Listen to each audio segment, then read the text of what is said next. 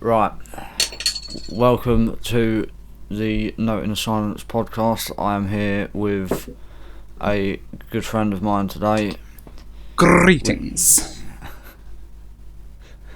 and we've got a very, very interesting topic to talk about today. Did my homework and all. Yeah, unfortunately, I've had the pleasure of being labelled as this, and the topic is YouTube musicians. Well, right off the bat, I feel like there's a lot of freedom in that. There's much less of an expectation put on you. That is a fair point, although, in a way, you've got a lot more expectation put on you because you've got fans that have already subscribed to you because of your other content that you've then got to please with the music. I suppose. But I feel like if you're already part of like a record deal, already part of a big thing, then you've made your name, or you will go on to make your name as a performer in that particular section. Whereas as a quote YouTube musician or YouTube artist, you can switch it up a lot easier without having to make it a big rebrand of yourself. Yeah, that's a fair point. I think probably KSI is the best example of that, or Rumi. I don't know if you've heard of Rumi before. Rumi Official, the Yeah, that's the one. yeah. I watch him more for his comedic side, I suppose. I'm not actually overly familiar with his music, other than the stuff he makes like within videos just to show it off and have a bit of a laugh. Yeah, so he pretty much, do you know the song that PewDiePie released called Congratulations? Yes, I do. I'm familiar with that one. He produced the instrumental for that and was the lead vocalist on that. I don't think I ever actually sat down and listened to that one, but I still managed to hear it absolutely everywhere. Yeah, it's just one of those things that when the biggest creator on the internet does something, it just spreads around very, very quickly. Then again, I suppose anything that PewDiePie does at the moment tends to blow up and become a thing. Yeah, talking of things including PewDiePie, I may have moved on to another social media for a bit now. Oh? You know, the one invented by the Chinese to embarrass the Western world. Continue, I'm intrigued.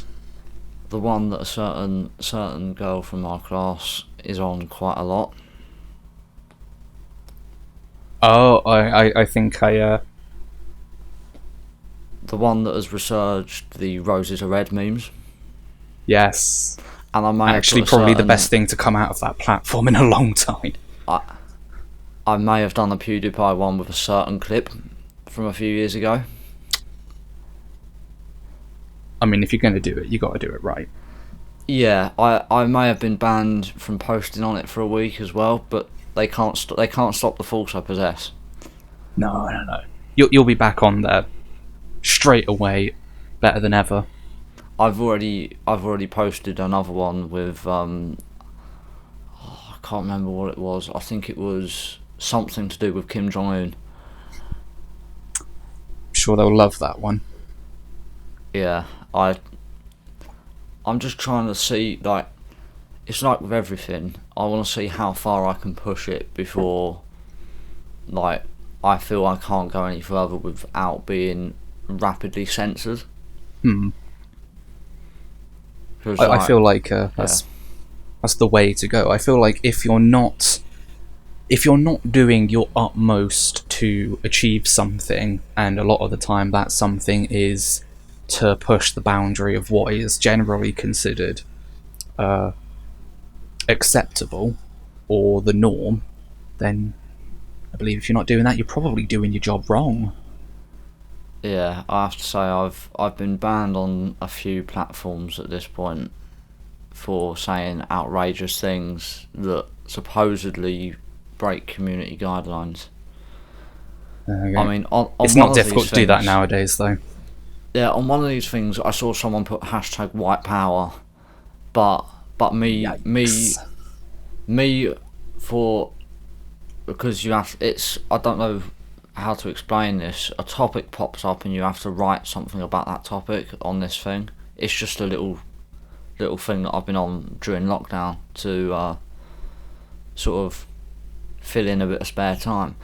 And someone put fish and chips hashtag white power, and I put jerk chicken hashtag black people, and I got banned.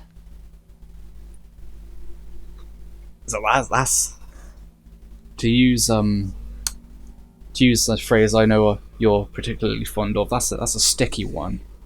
Yeah, it's a bit of a sticky one still.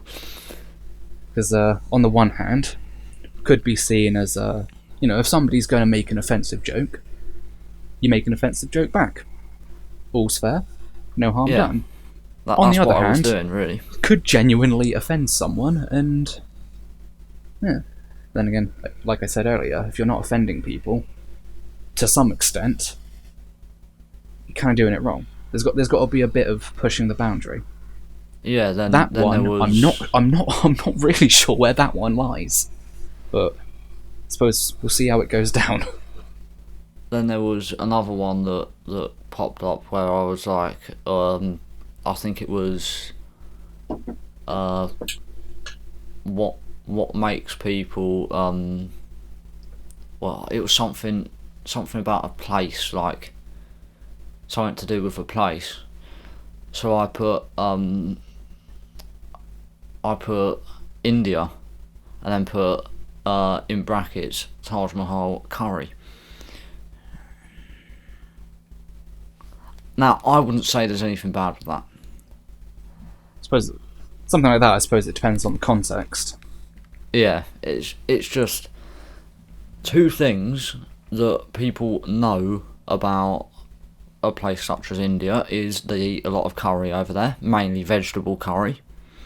And there's a place there that's a wonder of the world called the Taj Mahal.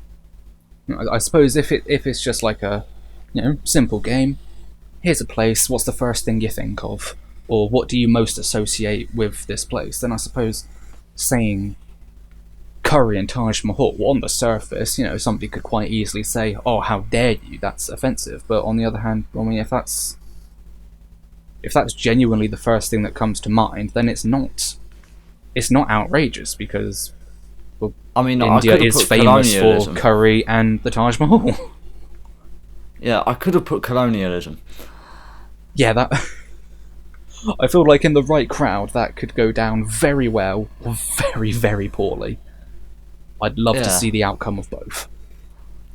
Yeah, then there was one where someone put insult, and I thought, oh, I'm going to use my cultured self and my cultured ability to speak, and I'm going to put a Jamaican phrase. So the first thing I put was suck your mum.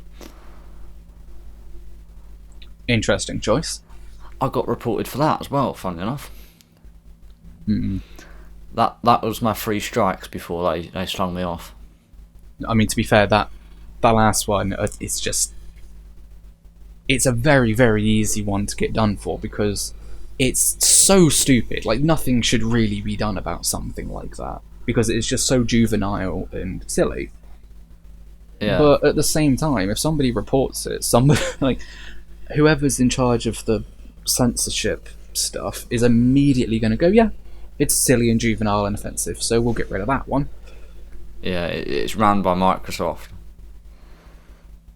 So Microsoft, that very, very everything. off and on with Microsoft, I feel, with regards to their values and their practices. Some of it's exceptional. Some of it's rather questionable. Yeah.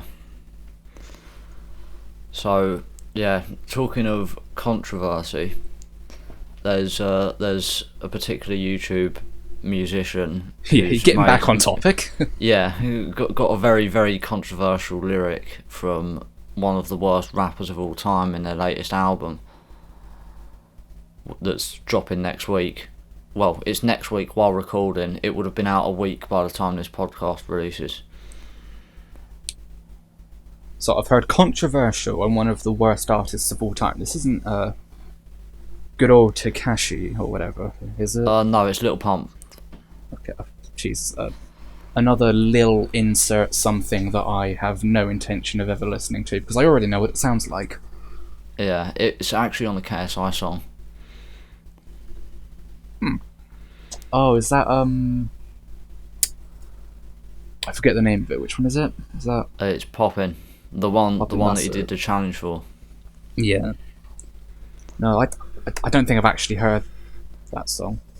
It's one of the few one of the few new KSI ones I haven't heard, actually, because I've been pleasantly surprised with the stuff he's been putting out recently. Yeah, I really like Houdini, but I would say Poppin's his worst song yet. Purely because it is just mumble rap. It's like, you can barely understand what they're saying, and when you can understand what they're saying things like their wrist has got corona and their neck's got Ebola. See, that sounds like something ripped straight out of a jokey early KSI song, or I don't know, Filthy Frank or something. Yeah. It's like, there's no way you can take that seriously. Yeah, to be fair, I think it's supposed to be like a hyped song, so you can't really take it seriously anyway. But even then, like, I'll probably have to give it a listen after this, to be fair, now, knowing that. Yeah, I really, really don't like that song. It's like, the beat is excellent. Let's say if he got a Joyner Lucas on that instrumental, or Eminem, if they actually could, because I don't think they could at the stage that No, I feel like that's a stretch. Yeah, but Joyner Lucas, I could probably see that in the somewhat near future. Yeah, because he's obviously like brought out his ADHD album where he's got Revenge on it, which is a very hyped song, along with a load of the other ones very similar to Poppin'. I've been meaning to actually check out that album, because the only song I've heard from it is the one that you sent me, and I forget what it's called again. Is that the one with the single shot music video? I'm not sure. If it is, I didn't see it. But I remember because it was one of the lyrics, I remember messaging you back and saying, you know what, funnily enough, I don't mind it. Because that was one of the lyrics. Oh, that's Finally featuring Chris Brown. That was it. Or as most people likes to call him, Rihanna's worst nightmare. Yeah, the American version of a Stella in a vest, I feel. Yeah, definitely. While he is a questionable person, you can't deny that some of his music is quite good.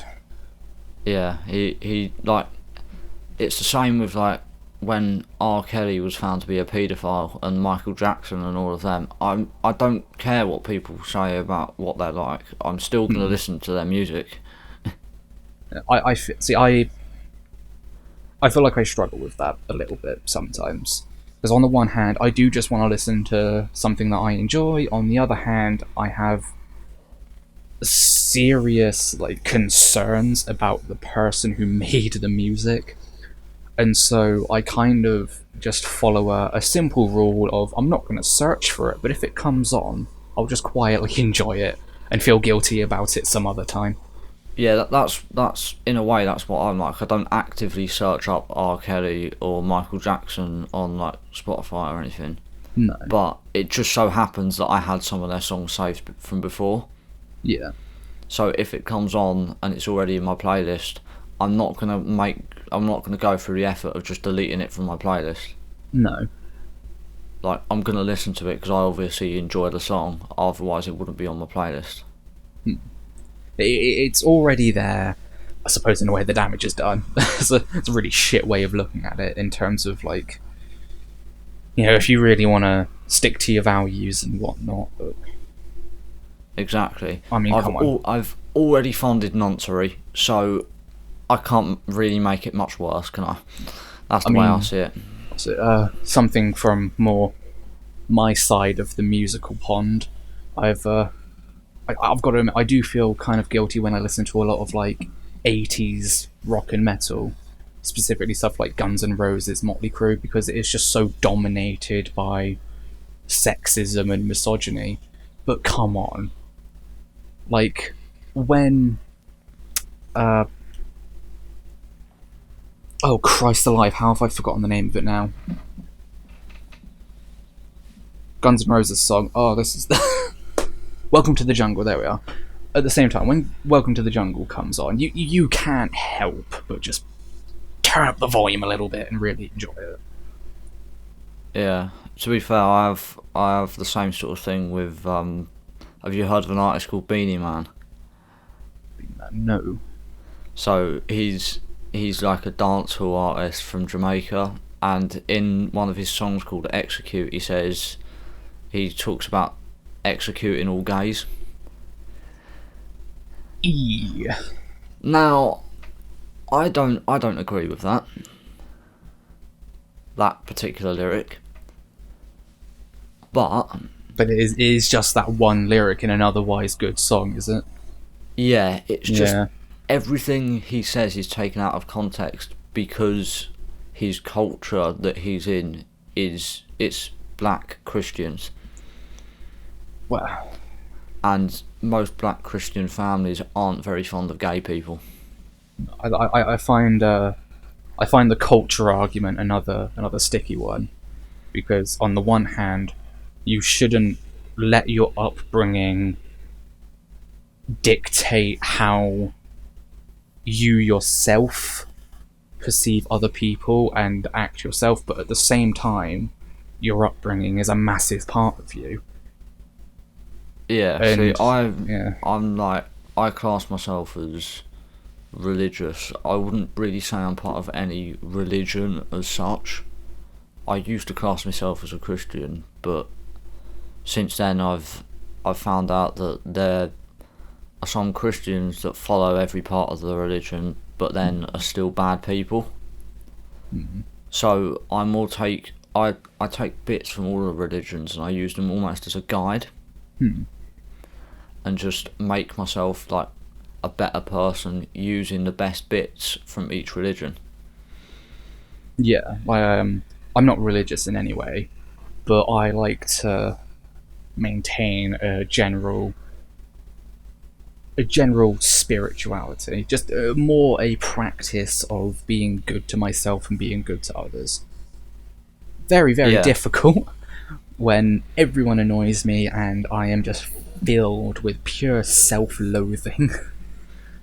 But on a good day, I do try to keep to a certain moral code of just chill out. Just there's no gain in harming yourself. There's no gain in harming other people. If I can do a bit of good, I'll do a bit of good. Yeah, I take a bit of stuff from Buddhism, a small amount from Christianity, and I mean, hell, there's even some Islam in there. Can't beat a bit of Islam. Oof. But no, it's just a general amalgamation of stuff that is generally unoffensive in every single way that I can apply to my own life, and then when I do feel like being a bit offensive, you can justify it. Well, I can't justify it per se, but I can.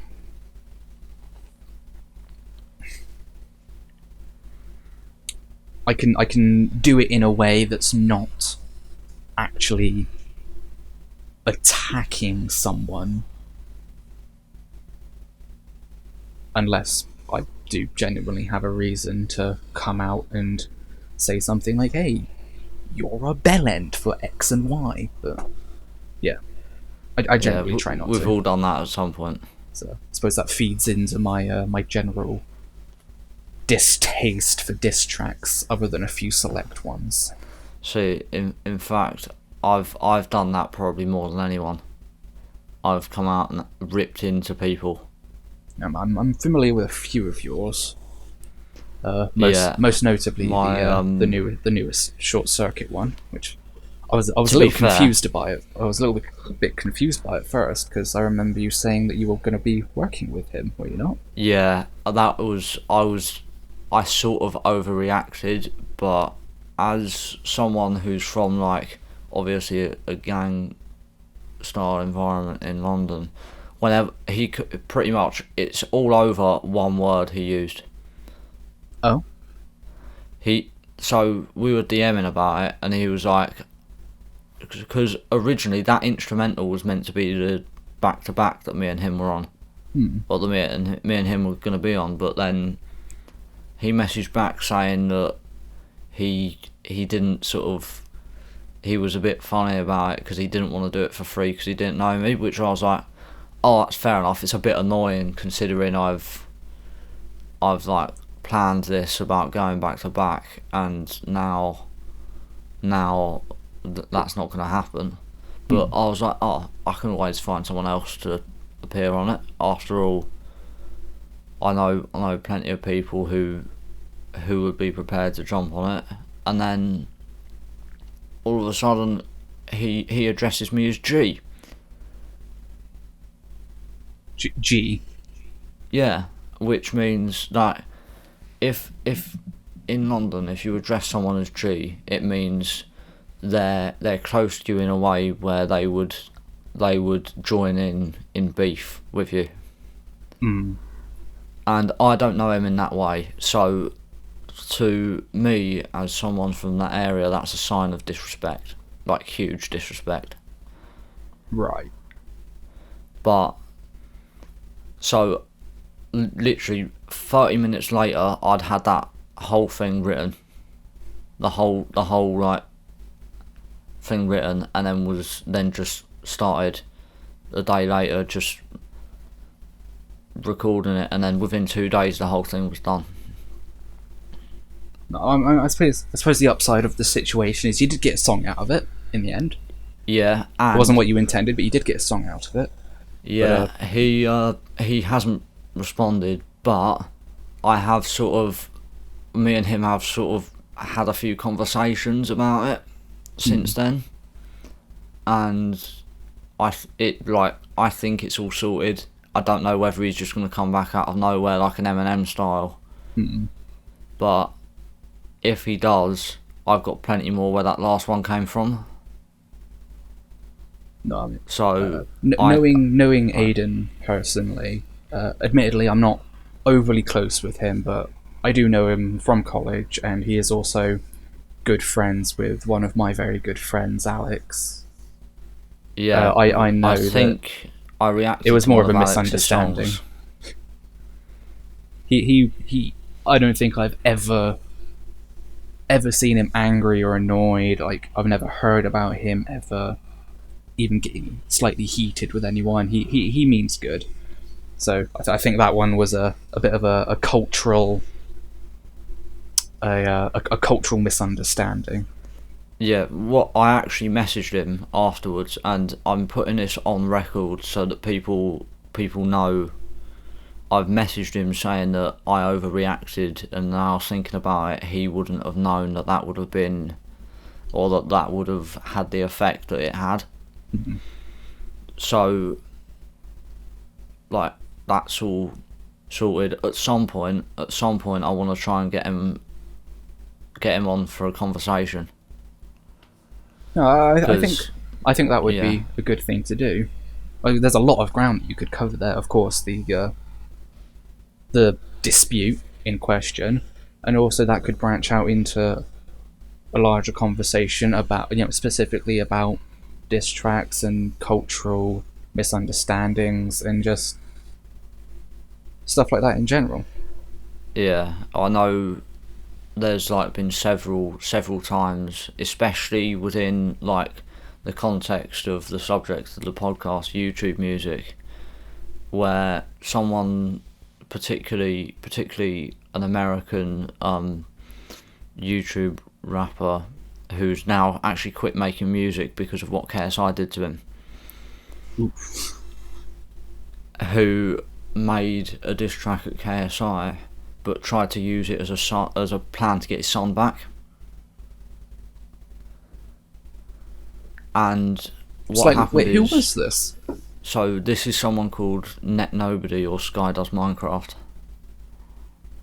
Oh my god, I had completely forgotten about him. Yeah, so obviously He used to be massive, didn't he? Yeah, so then what ended his career was KSI flying out the mother of his kid and featuring her in his music video. Yes, I remember that one now. Yeah, I was literally, when I saw that, I was like, that's just a victory automatically. Well, wasn't it like he originally kind of dropped off because of some allegations about questionable interactions with minors or something, and then he came back trying to rebrand himself as a musician, and immediately dropped off again. Yeah, I have no idea how it started, because I could be very wrong on that, but I believe it was something along those lines. Correct me if I'm wrong later. But, yeah. Like, all I know is that he went at KSI on Twitter as soon as KSI started like getting high numbers on his music, trying to make a comeback just by sheer force. Yeah, and then not in a good way. KSI ripped him 5 new arseholes. And I nearly just spat my drink everywhere. Yeah, and then left him in the dust and just carried on as normal. So I'll tell you what, KSI can be likened to an early Eminem. I genuinely feel like if you diss KSI, he's just going to bury you. I mean, I would say there's lots of things about him which I would say he's definitely a dominant figure within the scene, definitely. Because he's got features with so many mainstream artists now. And the fact that he's the only reason he has the writing ability that he does is because he was signed to the first British winner of a MOBO award. I'm not familiar with that specific award, I don't think. So the MOBO award is Music of Black Origin. And I'm surprised I hadn't heard about something. I'm surprised I hadn't heard of something about. You get the idea. I'm struggling with my words. Yeah. So Storms is won like 3 or 4 of them, and he's consistently. But then again, like, very, very well deserved. Yeah. So the artist's name's Sway, and to begin with, he used to work for a record label. And he used to deliver all the latest like songs to people's to like radio stations and the DJs. That name rings a bell, actually. Yeah, that's how he got popular, because he used to sneak his own remixes of each song in there. Nice. So he got his own songs played on live radio. That's the way to do it. Yeah, and then before he knew it, he came out with his own mixtape and won a MOBO and beat 50 Cent in the game to it. Damn. I mean, to take on a I suppose a monolith, like I did this massive figure in like rap music, like 50 Cent. That's quite an achievement. Yeah. He's now signed to Akon's record label, which I would say that's an achievement in itself. Is Akon still making music? Because I don't think I've heard anything from him since like 2006 or something. He makes the most African music you can imagine now. Well, I mean, I suppose that is fitting. I assume you've already tried to read his full name. Yeah, isn't it like 4 words? Yeah, it's insane. If I can find my phone, I'm going to have to remind myself of what it is, because all I remember is that it is just absurd in the most, like if like any video you see online of like, oh, check out this person's really long name, I feel like they're always from Africa, or they have some sort of African origin. Yeah, Because talking of a really long they name. really like to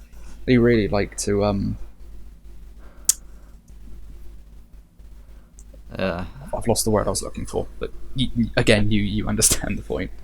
yeah. Talking of really long names, I know an African filmmaker. He's from Nigeria, Okay. and I'm gonna try and pronounce his name, but it's 3 words, but there's not a word in it that's under 4 words, or under 4 letters long. Oh, lovely. This could So be it's entertaining.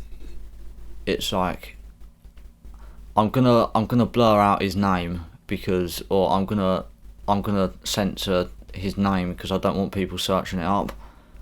But it how I would pronounce it is,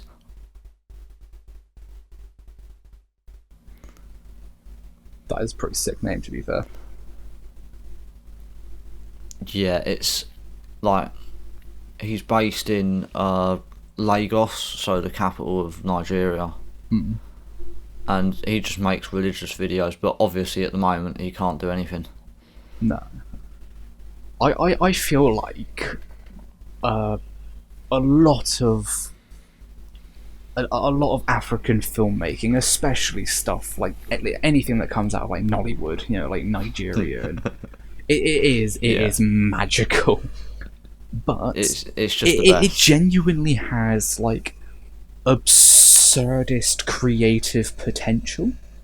If you gave a Nigerian filmmaker what we would see as like a super low budget here in the UK, they could make something just like I can't comment on the quality of the writing or the acting, but you cannot deny that it would be an intense visceral experience that you would not miss for anything. It would, well, it would certainly be something that I would watch because I find African films quite entertaining, purely because I just love their accent.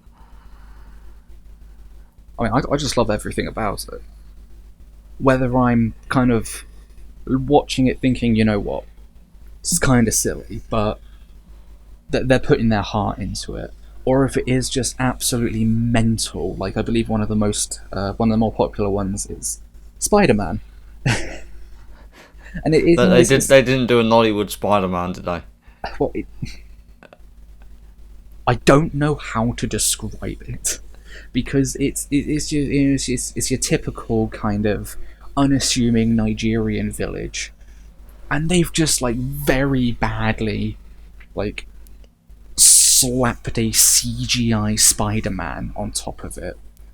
And I've got no idea what the story is, but there's like 4 parts to it. And the man who made it is like revered as like a filmmaking god in his village. And it is just the funniest thing I've ever seen come out of that kind of community. If you haven't seen it, I would very highly recommend trying to find it, because you are either going to be completely lost and have a good time, or you're going to cry and have a good time. Either way, it's like 4 parts long, 5 parts long maybe, and each thing's only like 5 minutes long or something. Yeah, I think that's because they're limited to old VHS technology, aren't they? And like, there was something. I don't know whether this is true, but you can't get VHS tapes in the default cameras over a certain length. I'm not overly sure about that. I'm not familiar with I mean, as much as I have a soft spot for slightly older tech like that, I'm not overly familiar with VHS as a platform past the. Hey, this is a pretty sick thing. It's gonna look awful, but I'm gonna plug this into a VCR, have it up on like a relatively okay, like 20 to 30 inch CRT TV, and I'm gonna have a good time. But no, when it comes to recording onto a VHS, I'm not sure. But Yeah.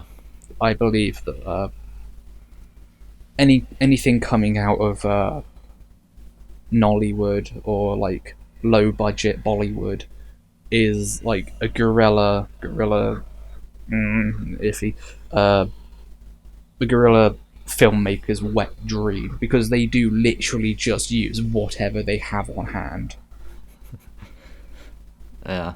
Right. It's We should magical. really be getting back to the topic, shouldn't Yes, we really should. Yeah, We've right. veered quite badly. At least you got content though. we? Yeah, it's a fair point.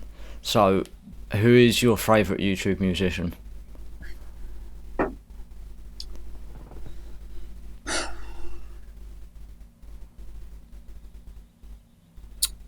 Tricky.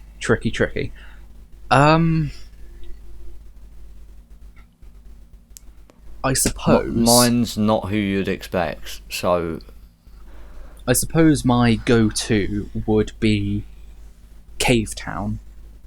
I'm not sure if you're familiar with them. I doubt it. no, I've never heard of them.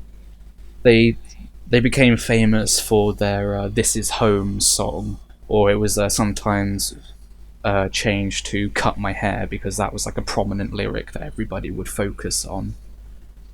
It's quite an old song now, maybe even like 2012. I'm not entirely sure.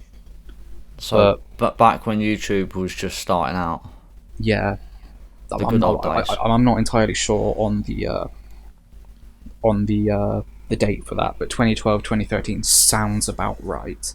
But they have, I mean, they're not massive, but within the circle that they occupy, they are massive. So they have like a cult following then. In a sense, yeah. Like within their sphere of influence, they are the biggest thing. Up there with I can't pronounce her surname, Chloe Moriondo, something like that. I'll have to remind myself of that later. That's another person I haven't heard of. I believe they also started on YouTube as well. Yeah. No, the both of them are still quite active on YouTube, especially now that they can't really get out.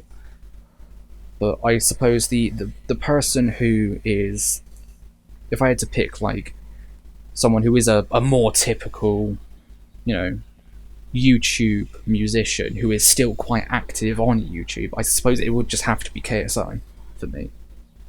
Yeah, I can see why, purely because, like, he is one of, well, I would say in terms of his quality of production and the amount of songs he's made and his progression, he would be the best. But for me, I don't really take YouTube music as seriously as mainstream music, and although I'm technically in that category, I wouldn't class myself as one.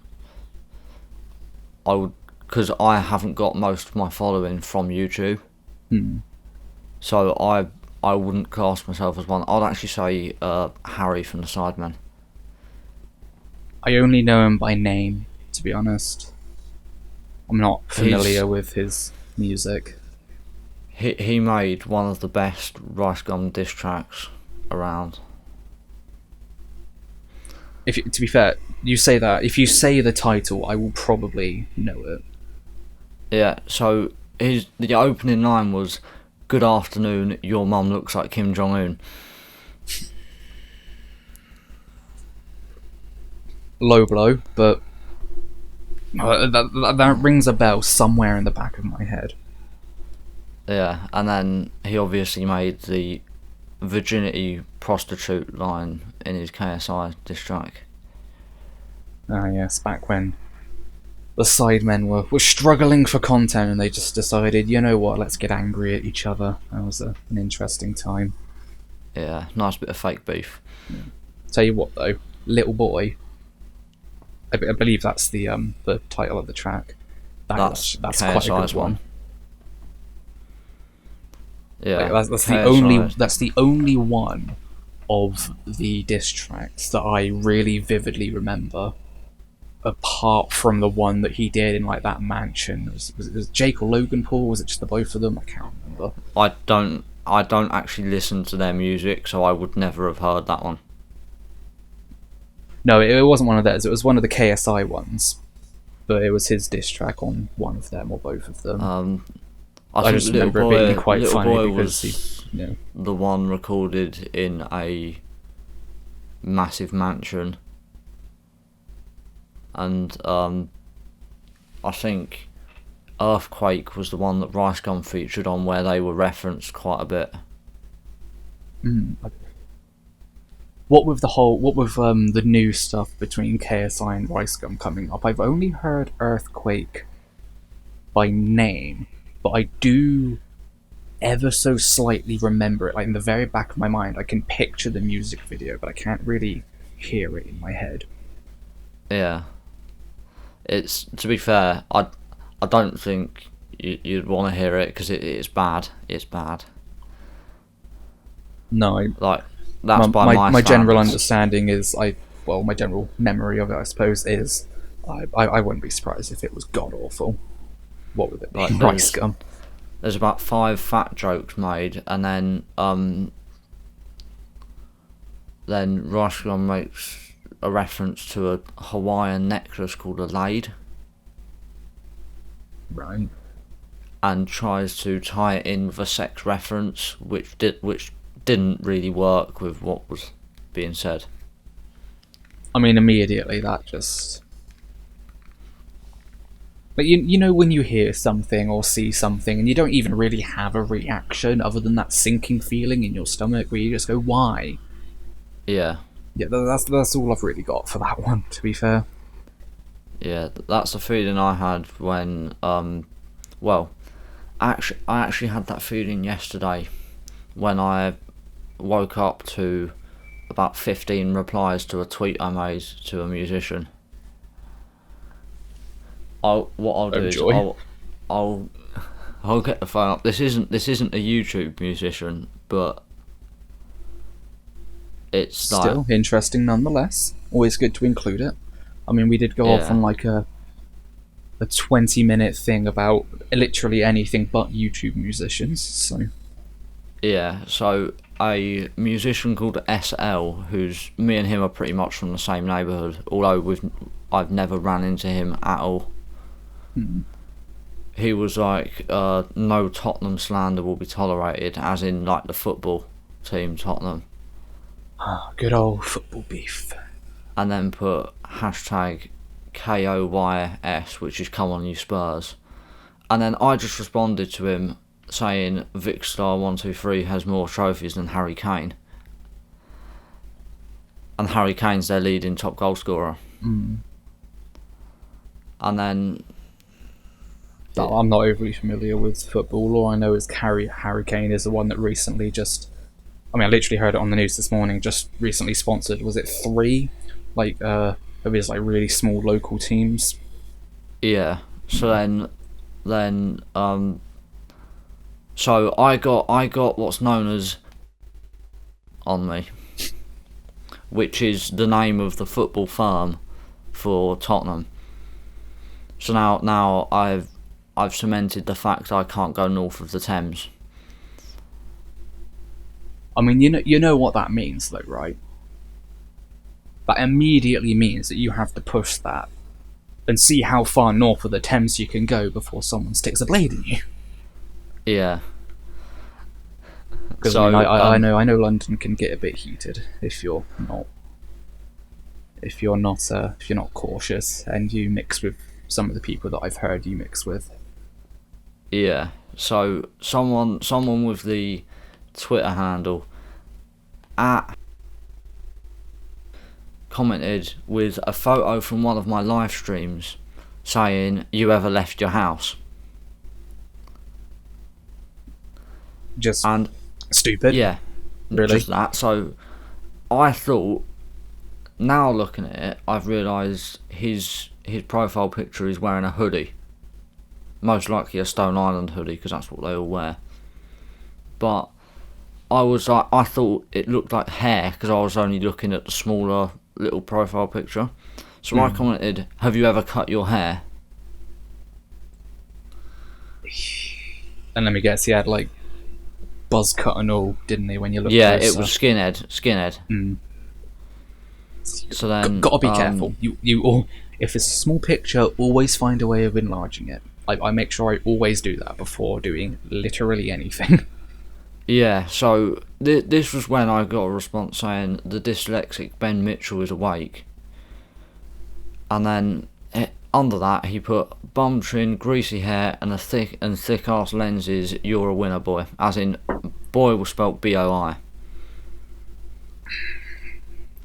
And inadvertently, he's given me his exact location, because he's got his location pinned to the tweet. Pillock. So I just responded with 4 laughing faces. So again, this is just one of those situations. Like, what? How does this even come about? Like, why? Yeah, so he's based in Enfield, where Robin's from. Ah, yes, that wonderful group in the corner. Yeah. So yeah. So he's from there, and from that I managed to find out what his exact address, and yeah, I'm not going to do anything, but I'm just saying that on record so that if he sees this, which he probably will because he's now stalking my Twitter, he can be aware that I know where he is. Again, this feeds right back into what I said earlier about my general distaste for diss tracks and beef. It just this shit just happens, and it's yeah. See, I didn't mean for him to overreact. I actually meant it as a joke, and you can tell from some of the other responses to it, because he wasn't the only one who responded to it. So there was someone else who's who just put, "You're wrong, but I can tell this is a joke, so I'm not going to rip into you about it." Some people actually have a sense of humour. And then bearing in mind, this thing's got like the comment I made's got 31 likes, which for me that's quite good compared to my other ones. And then there's someone else who put, I'm sure that Kane's so worried about what he said," and then put a load of laughing faces. And see, I like that, in appreciation that they know I'm joking, because I couldn't care less whether it's good that some people were at least able to see the humour in it. Yeah, because I just thought, oh, it's something I can just shitpost with, and it might get me a bit of, it might like rattle a few feathers, but I didn't realise I was going to get the Yid Army on me. A bunch of fucking skin. Now, where have I seen that before? That's getting censored. Nah, I'm keeping that in. No, it's your. I've got some bollocks. Your rules. I have some bollocks. Like, realistically, they're not setting themselves up very well, and they can't be very smart but they're skinheads. I mean, it sounds like a new kind of breed of football hooliganism. Yeah, although to be fair, it's all online now these days, so they've probably found out. They've probably like got my address, but oh yeah, my they phone, they know my, what my college phone, you go to and what you're studying and who your friends are. Like, you can't hide it anymore. I couldn't really care less. Like I use a VPN on my phone all the time, so realistically, my location changes every 30 seconds. Hang on a minute, how's he tweeting from China? To be I'd love fair, to see there that. was one time, because I've actually turned my location off my tweets now, so it doesn't say where I am at all times. Hmm. There was one time where I tweeted and it was like, it set my VPN to LA, like the centre of LA. So you talk to the wrong people, that could get a bit sticky. So I had a load of. I think the tweet was a picture of me wearing a blue hoodie. Now, blue in LA. Bearing in mind, it set me to an area that's known as Bompton. So the blood version of Compton. Oh joy. So I just had a load of Kendrick Lamar fans who just so happened to be Blood gang members going, what the fuck? Why is this person in our neighbourhood or tweeting from our neighbourhood? You love to see a bit of gang warfare, don't you? Yeah. Always Little lifts do your they know. spirits. Little do they know I will never be in downtown LA. Not unless Not you're gonna risk filming it. something anyway. Yeah. Not gonna risk it. I would much rather stay. If I was gonna go to LA, I'd just stay by the beach, Airbnb.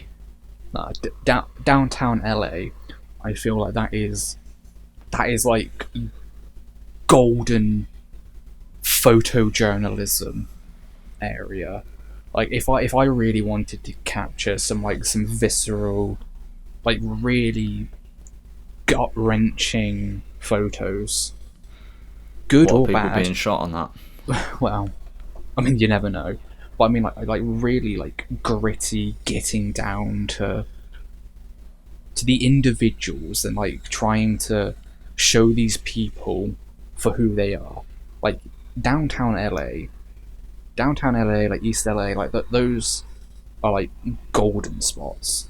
There are some Yeah. absolutely gorgeous photos from those areas, and I mean, if you make like a whole photo book out of them, I mean, immediately you've got the most incredible story that you could possibly tell. Like, regardless of where you are in your journey as a photographer, videographer, whatever, that is always going to be a staple of your work, I feel. Just because the area itself inspires so much imagination. Like, I've never been to LA, I've never been out of Europe. But I've not really got many intentions of going to America. I'm not that big of a fan of the place, funnily enough. But if I was going to go on like a grand American tour, I'd have to stop in LA and like visit every part of it. Hollywood, Beverly Hills, downtown, like the beaches, every part of it. Because each part of the city is its own culture. And I would just love to be able to capture that. Yeah, see, I like, obviously, you know, I've been to like New York and that before. I don't think I got to see the proper New York because I was on Staten Island for like 2 minutes before having to go back again. Yeah. So, because with the college trip that was part of, it's a very strict plan. So if you wanted to do extra stuff, you would have had to sacrifice like any sleep and would have had to find your own way there. I feel like you will only ever see the true heart of a place if you go there seeking it. If you're just go there on a fun vacation, I don't know, say you go to New York and you spend like say you're there for a week, you spend like 5 days in like, you know, like in like the real heart of it, like all the natural tourist destinations. And then on the last 2 days you decide, well, you know what, I want to do something a bit different. Let's go into like let's go into all of the suburbs and whatnot, and let's go into all of these like really urban areas. That's not really enough. You have to go to New York. I feel, well, at least this is the way I'd approach it. You have to really go to New York with the intention of spending a week, getting to know the area, maybe possibly even getting to know the people, and just, really feeling at home there for like a week or two. Yeah. So When it comes to like telling a story, trying to portray those people, those places, in like photo or video, or maybe even music, I feel like you really have to invest some time into it and become one with that area for a brief period of time. Yeah, I have to say, while I was there, I did try and experience a lot of the people there. So I had a chat with a few crackheads, Of course, as you do. That's realistically, if you want to know what a place is like, speak to the homeless. Yeah, 100%. Because they always know what a place is like. Because they're at the forefront of it all. They see every aspect of it.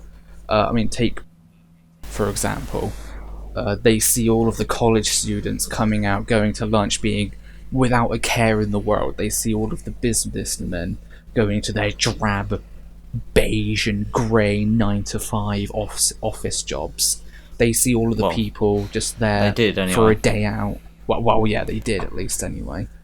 But they see all the people just on a fun day out, going down the high street, and they also see all of the people going about their day-to-day lives because they actually live there.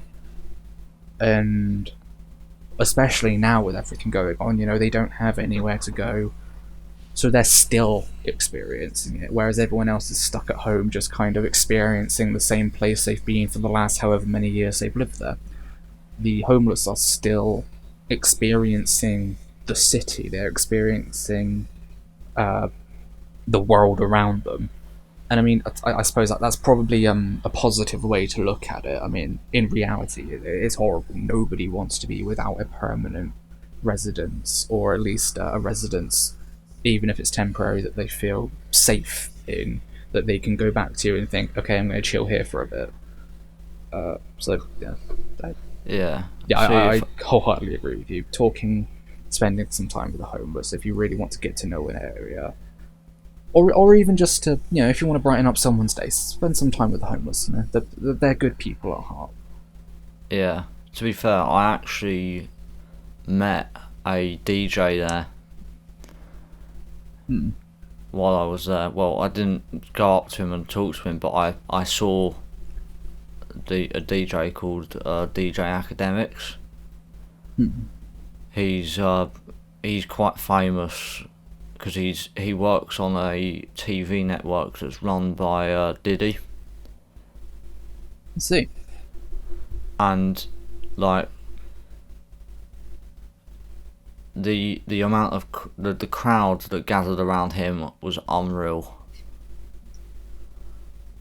Because it's like, as soon as he steps out everywhere, they all know him.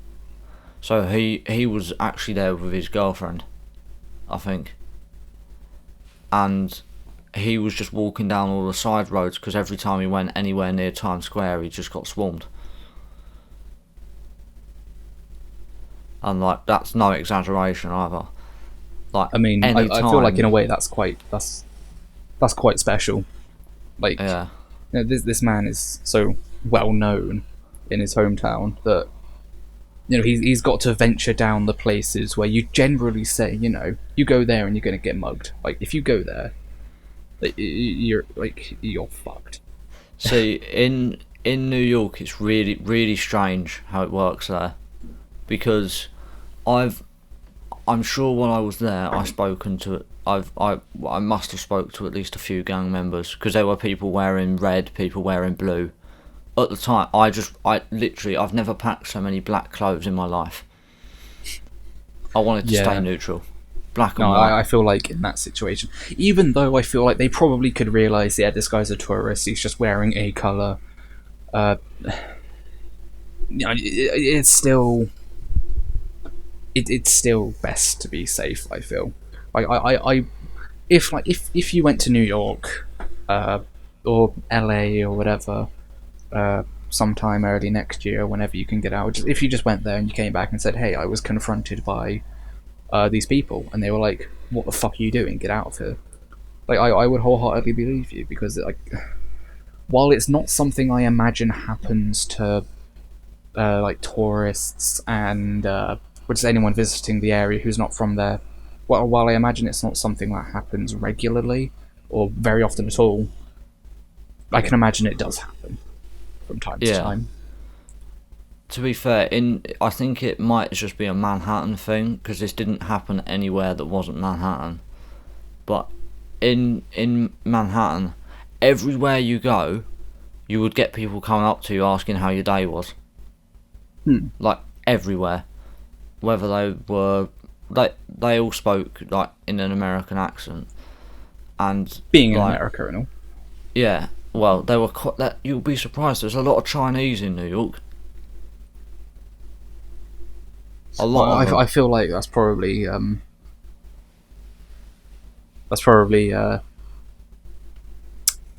same could be said for both of the coasts, at least. I feel like East and West Coast are very multicultural. Even in the places where you'd least expect it, there's still quite a bit of diversity there.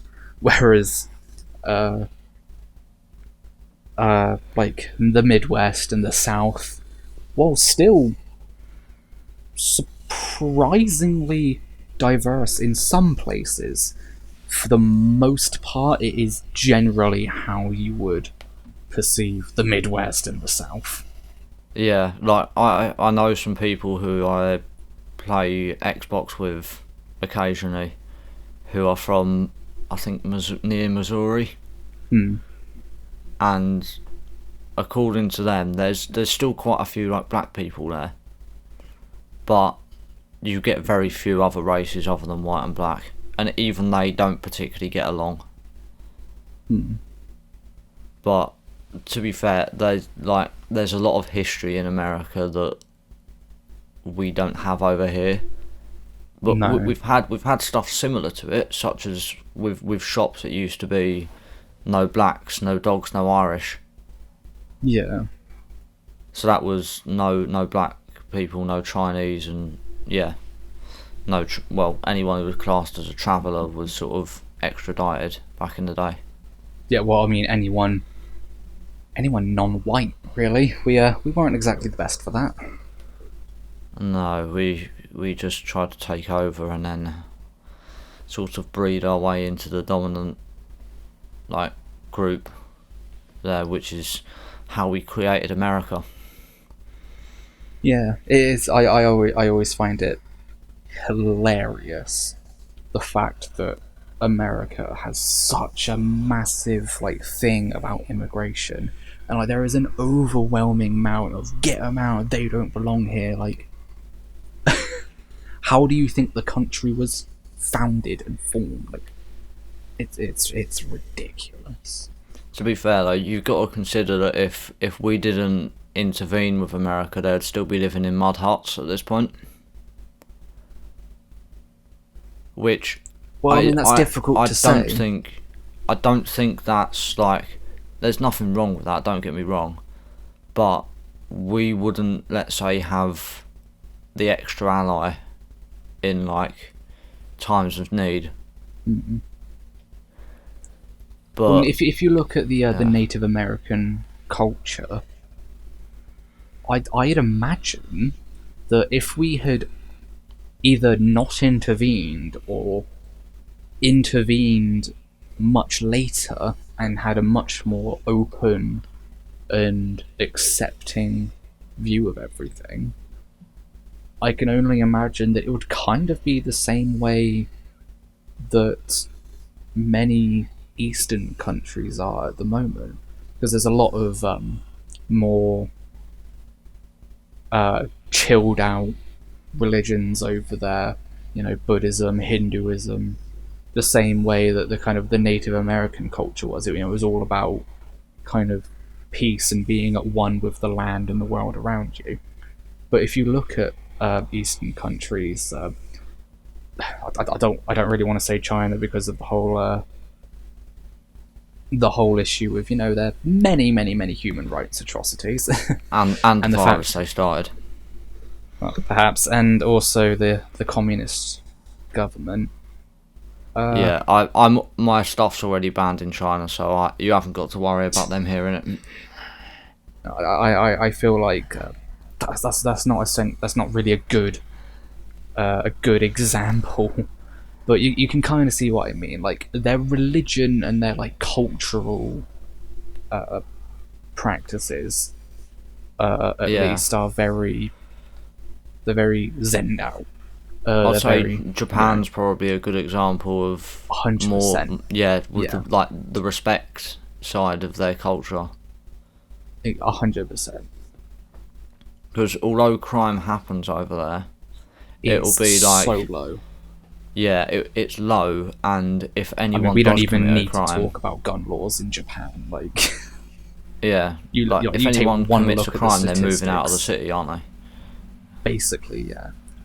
Like, if you commit a crime, you not only dishonor, like, like it's saying like, oh, you'll dishonor your family and everything. It sounds a bit like it could be perceived as a bit racial, but it is true. Like if you, like in Japan and other places like that, if you do something like that, you like people view you as like a terrorist in a sense. Like you've just disrupted the peace in a huge way and caused so much grief for the people around you that there is not really much to do other than ostracize you from the community, unless you have a select group of people around you who are able to back you up in a non-confrontational way and try and reintegrate you into your community.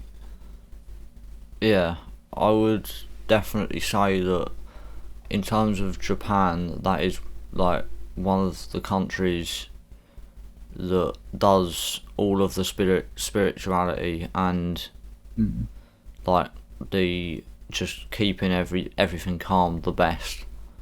I mean, at 'Cause, like, risk of sounding like a massive weeb, I adore Japan. Everything about Japan is just spectacular. They do have some issues, what with them being quite conservative. They do have some issues with the LGBT community and just stuff like that in general. They do have a small if you think issue they're with bad, that. But it is nowhere near you as should see bad as other Africa. places. Yeah, it's nowhere near as bad as Africa, China, hell, even parts of America and the UK. Like, for the most part, like, if you come out to your Japanese parents and say, "Hey, I'm gay," you'll either get one of three reactions. It'll be the kind of the very ultra modern, yeah, that's cool. It'll be a kind of chilled out, oh, okay, that's something new. Give us some time, or you will just be sort of you will be immediately rejected. But I feel like while it does happen, I hear very few stories. This may just be my experience with it, and I could be horribly wrong, but I feel like I hear very few stories about people coming out to their parents in Japan and being completely shunned. Yeah, Like I they're think, still welcomed into right. the family so long as they aren't. So long as they don't have any of uh, their attributes on show that their family would consider undesirable. Exactly. I think it's once again it's about the respect and the fact that they respect that that's their opinion of that person, and why should they have a go at that person just because they've got different views to them? I mean, you don't really hear a lot about like thriving gay communities or anything like that in Japan, like you do in, say, areas of America that are generally considered to be quite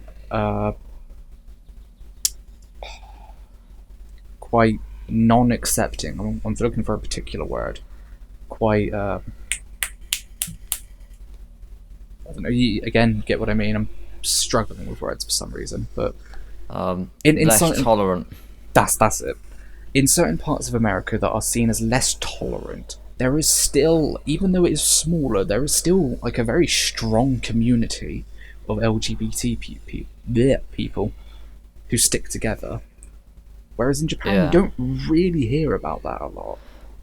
That's because from a young age they're taught to integrate into the community. If they weren't taught that, it would be completely different. Yeah. Anyway, sorry, I've just noticed that we're an hour and 10 minutes into this and we have veered horribly off course, so I'm going to try and, as much as I would love to continue talking about this, I am going to try and steer your podcast back on track. Yeah, to be fair, I've literally, I said, because I was on Xbox with the Americans that I was saying about last night, that I was saying about. Yep. Oh. So, if you there? Oh. What's happened there? Oh. I believe we've Technical encountered difficulties. And we're back. Yeah, we're back. So After way too long. Yeah, technical difficulties got in the way of that. My own fault. I should have made sure I had everything set up properly. It's fine. It happens to the best of us. So, hopefully this will be the first and last time. Yeah. So, what I was saying before is that because this obviously is a long recording so far and we're not even past the first section, I was saying to my American friends that I sometimes play Xbox with that I was expecting this to be a long one because you actually do a lot of research. Well, not a huge amount. It's literally just like a single A5 sheet of paper, but it's basically bullet points, and I know what I want to say after that. So I have to say that's still more research than I've done. Well, I again, without bigging myself up, I believe it's gone pretty well so far. It has. It's been very well. Right. Let's rattle through the points you've researched then. Yes. I have a few. Where would you like to start? The advantages and disadvantages, or would you like to talk more about YouTubers who have transitioned into music and musicians who are currently utilising YouTube as a platform during the COVID-19 lockdown? I would say let's start from the top and work down. As in the top, as in the first thing I spoke about, because I read that out of order for some reason. Yeah. So advantages and disadvantages. I believe we spoke about it a bit before, but if you are a quote YouTube musician or YouTube artist, it's a lot easier, I would imagine, and at least from what I've seen, to try something different or even totally rebrand yourself without kicking up much of a fuss. At least from what I've seen, there's a more positive look on it. Like, for example, Emma Blackery. I don't expect you to have any idea who that is, but you're right there. Yeah. I believe it was. When I say recent, it was probably a few years ago now. But she recently went through a bit of a redo in basically her entire life, from what I can imagine, and nobody really mentioned it. She was like on and off pretty inconsistently actually making videos on YouTube, because she started out as like she just wanted to be a bit of a comedian. She'd make a few skits here and there, and she was your classic like early YouTuber. She'd just stick a camera in front of herself and just have fun. And then she eventually started branching out into music and whatnot. But probably about a few years ago now, she kind of just rebranded into like this slightly darker style, and everyone was all for it. Whereas I feel if a musician who is already like well established in a professional setting wants to try and change up what they're doing, or wants to like completely rebrand themselves, there's a lot of fuss, especially seeing as there is a lot of like label control. Yeah, Labels are horrified about change because they like formulas, they like algorithms, they like sticking to something that works and making a shitload of money off of it. yeah. See, that's why I prefer being independent, Yeah, because at least I make all my creative decisions, and like if I want to switch something up and let's say go from doing my grime stuff to R&B, I can. By the way, he's seen my story. of course. It Well, took what him was that? half an hour. 10, 20 minutes? Half an hour. Wonderful. Yeah, you may want to keep an eye on that one for perhaps a few reasons. But no, I will probably mention MGK quite a few times in this.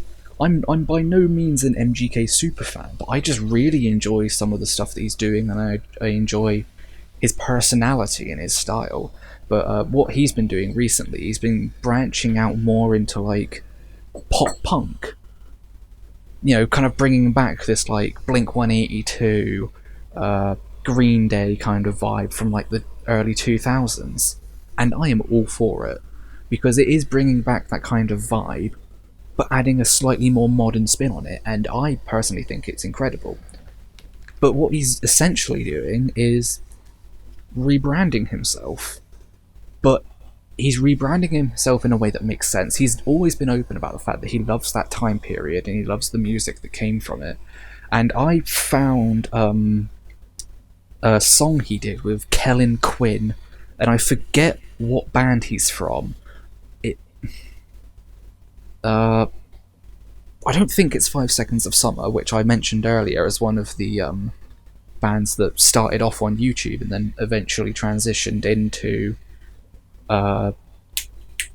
like a major label band. Like I can't remember what band he's from, but Kellen Quinn, huge in that genre, and I believe it was like 2015 that he did a song with him. So Yeah, he's always been open about the fact that he loves that kind of music, but he's always taken a bit of a backseat, and his more like rock star kind of persona has always been more of a lifestyle thing than a musical thing. But now he's really bringing it forward, and especially with the help of like people like Travis Barker and Youngblood, it's that has been very successful.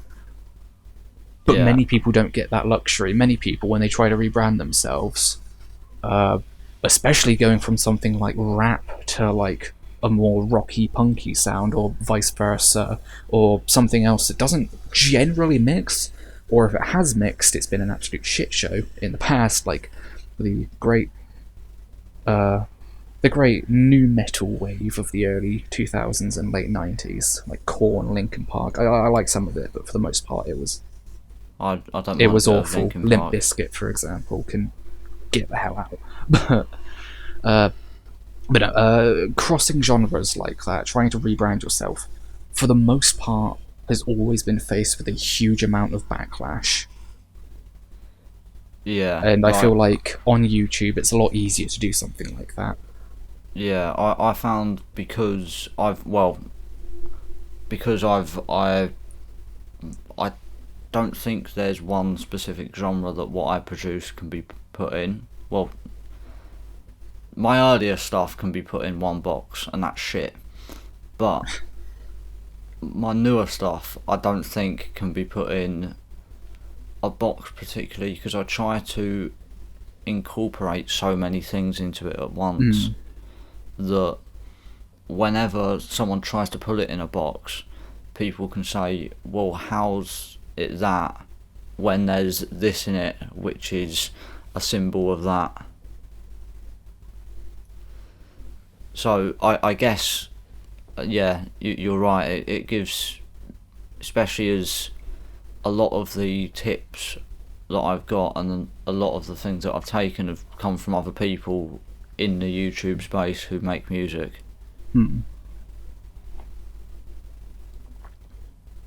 I really hope that my mic didn't just pick up my brother and my dad just dying in the background, then, because that would just be horrible. If that came through, I apologise. I don't think it did.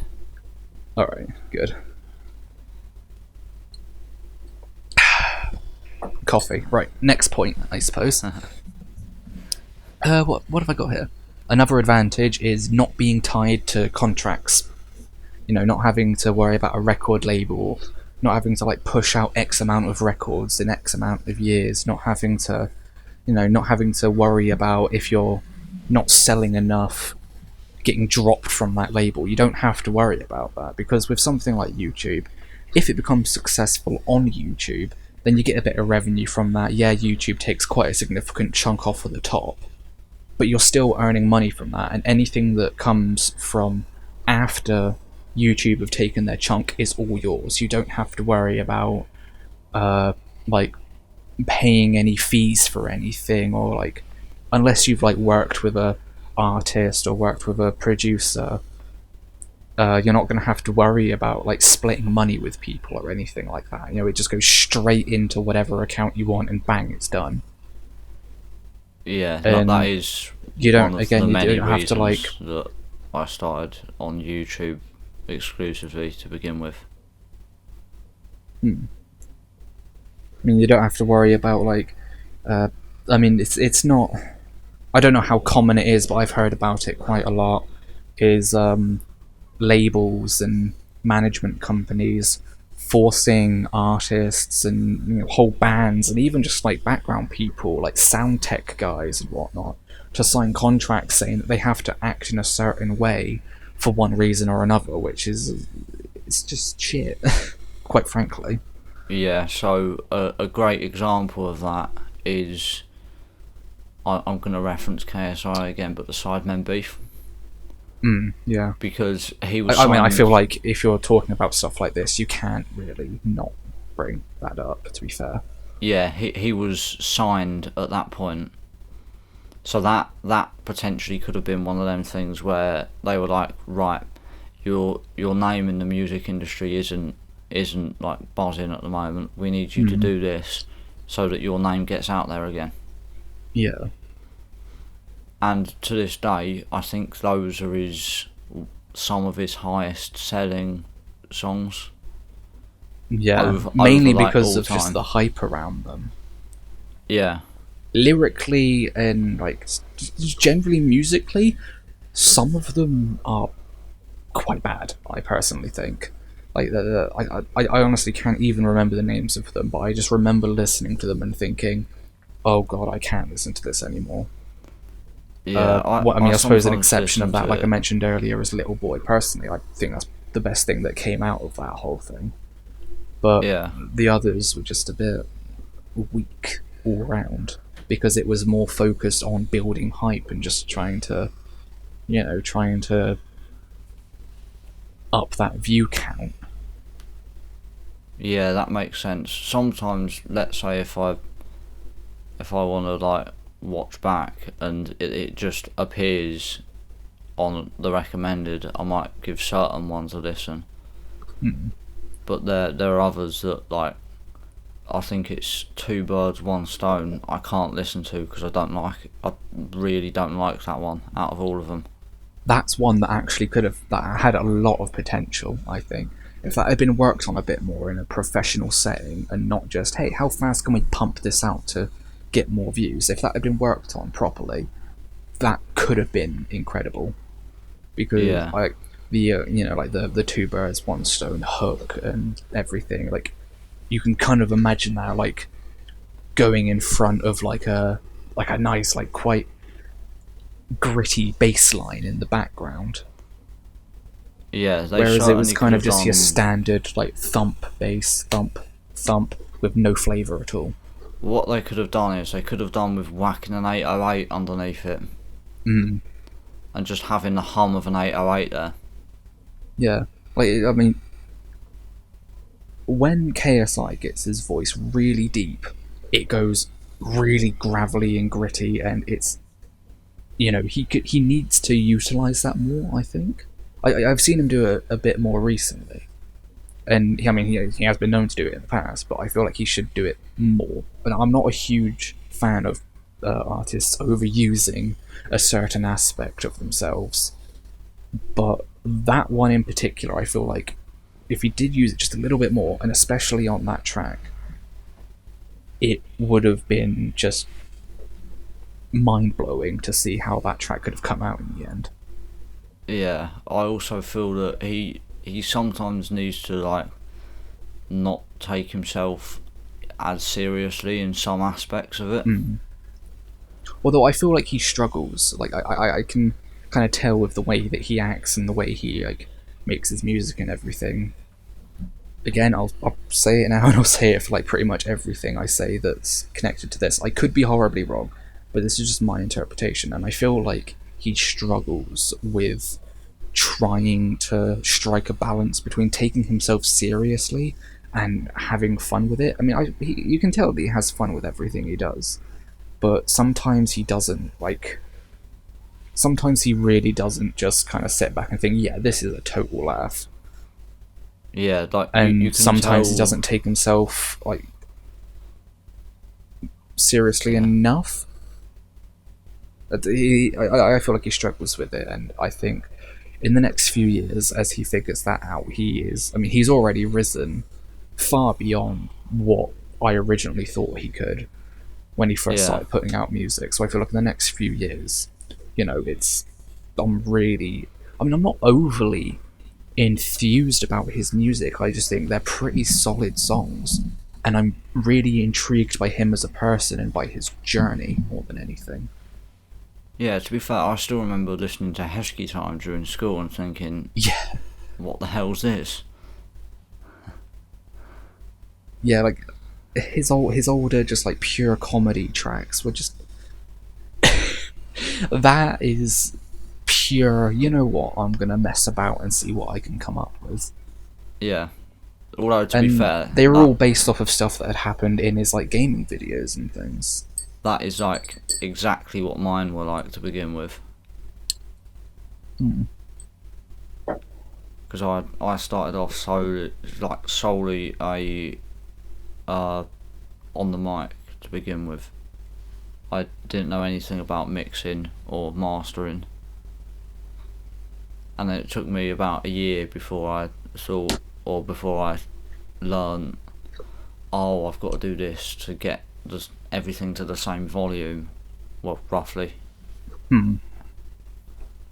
I mean, my ideal, I'm a complete amateur. Like, I've literally only just started looking into like music, like actually making it myself. Like, I downloaded BandLab like a few days ago, like 3-4 days ago, and just looking at that, I would recommend Ableton Live, or the light version of that.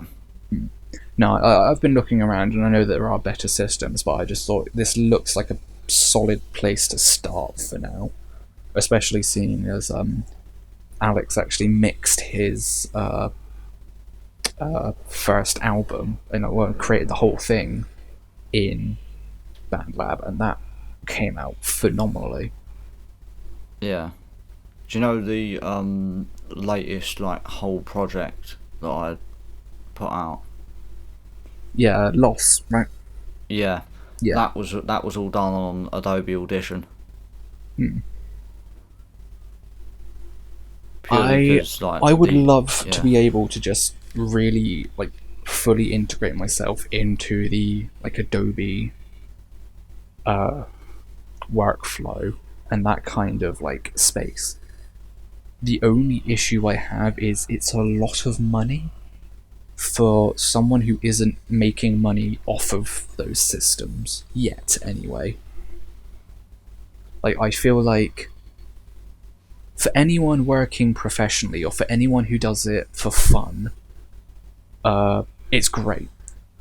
But for me, someone who is just getting into it and is trying to learn the ropes, I think I would rather figure it out on a lesser system or whatever before thinking, right, I know what I'm doing, well enough to be able to start putting out something mixed properly, and yeah, using the Adobe workflow, I suppose. Yeah, like I have to say the Adobe version of like the workflow is definitely not the same as all the rest of them. No, but then again, Adobe just have everything you could ever need all in one system, and they Yeah, all of their programs work flawlessly with one another because, of course, they're in the same family of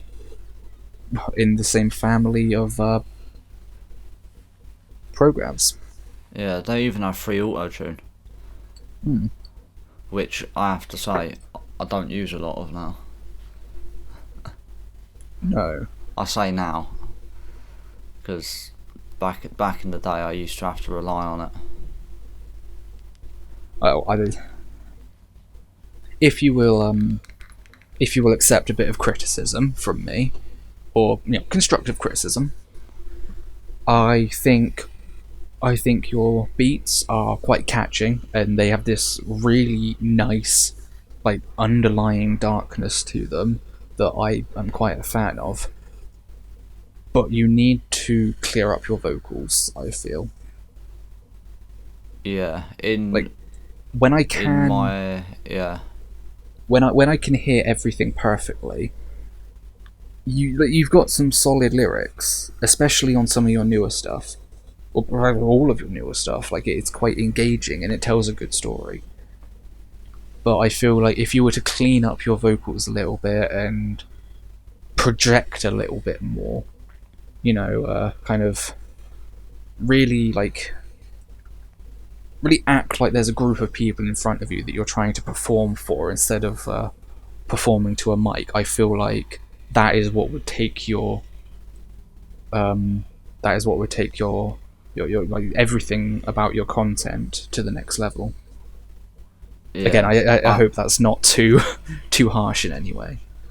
No, to be fair, like I think all the stuff that you've just mentioned, the new microphone that I'm using to record this has almost solved completely. Hmm. Purely because, like, I'm I'm finding it easier with this to control the level, so that there's not as much noise, and because it's like super clear, everything gets picked up from it. Hmm. So I Well, I don't mean, actually have if a you pop filter. if you So want me to build you a whole ass studio, I would quite happily do it, because, as I'm sure you've noticed in our many chats, I am an AV nut. Anything audiovisual, I could talk for hours about 3.5mm jacks, XLR ports, digital audio workstations, speakers. Well, actually, maybe not digital audio workstations, but like actual like consoles, I mixers and that. suppose. Perhaps not mixers, but like things like the Focusrite Scarlett and the Motu and things like that. Audio interfaces, that's what I'm thinking of. Stuff like Yeah, that. Speakers, stereos, TVs, microphones, anything like that. I have a real love for, which I can thank my dad for, because he also happens to have a deep love for stuff like that. Like, seriously, every kind of like stereo set or TV we've ever got has always been like, it's never been like top of the line, like absurd money, but it's always been like, if you paid like an extra grand or whatever, you'd notice it, but it just wouldn't be worth it. yeah, So I've always grown up around like audio visual gear, and especially with my interest in music and my interest in just anything that can be used creatively. I feel like I've just gone above and beyond and really come into my own, and I feel really just genuinely happy just being around all of this kit. Like, I remember being out with some friends, uh, perhaps, perhaps mildly intoxicated, and I just remember sitting That down that and means think, definitely.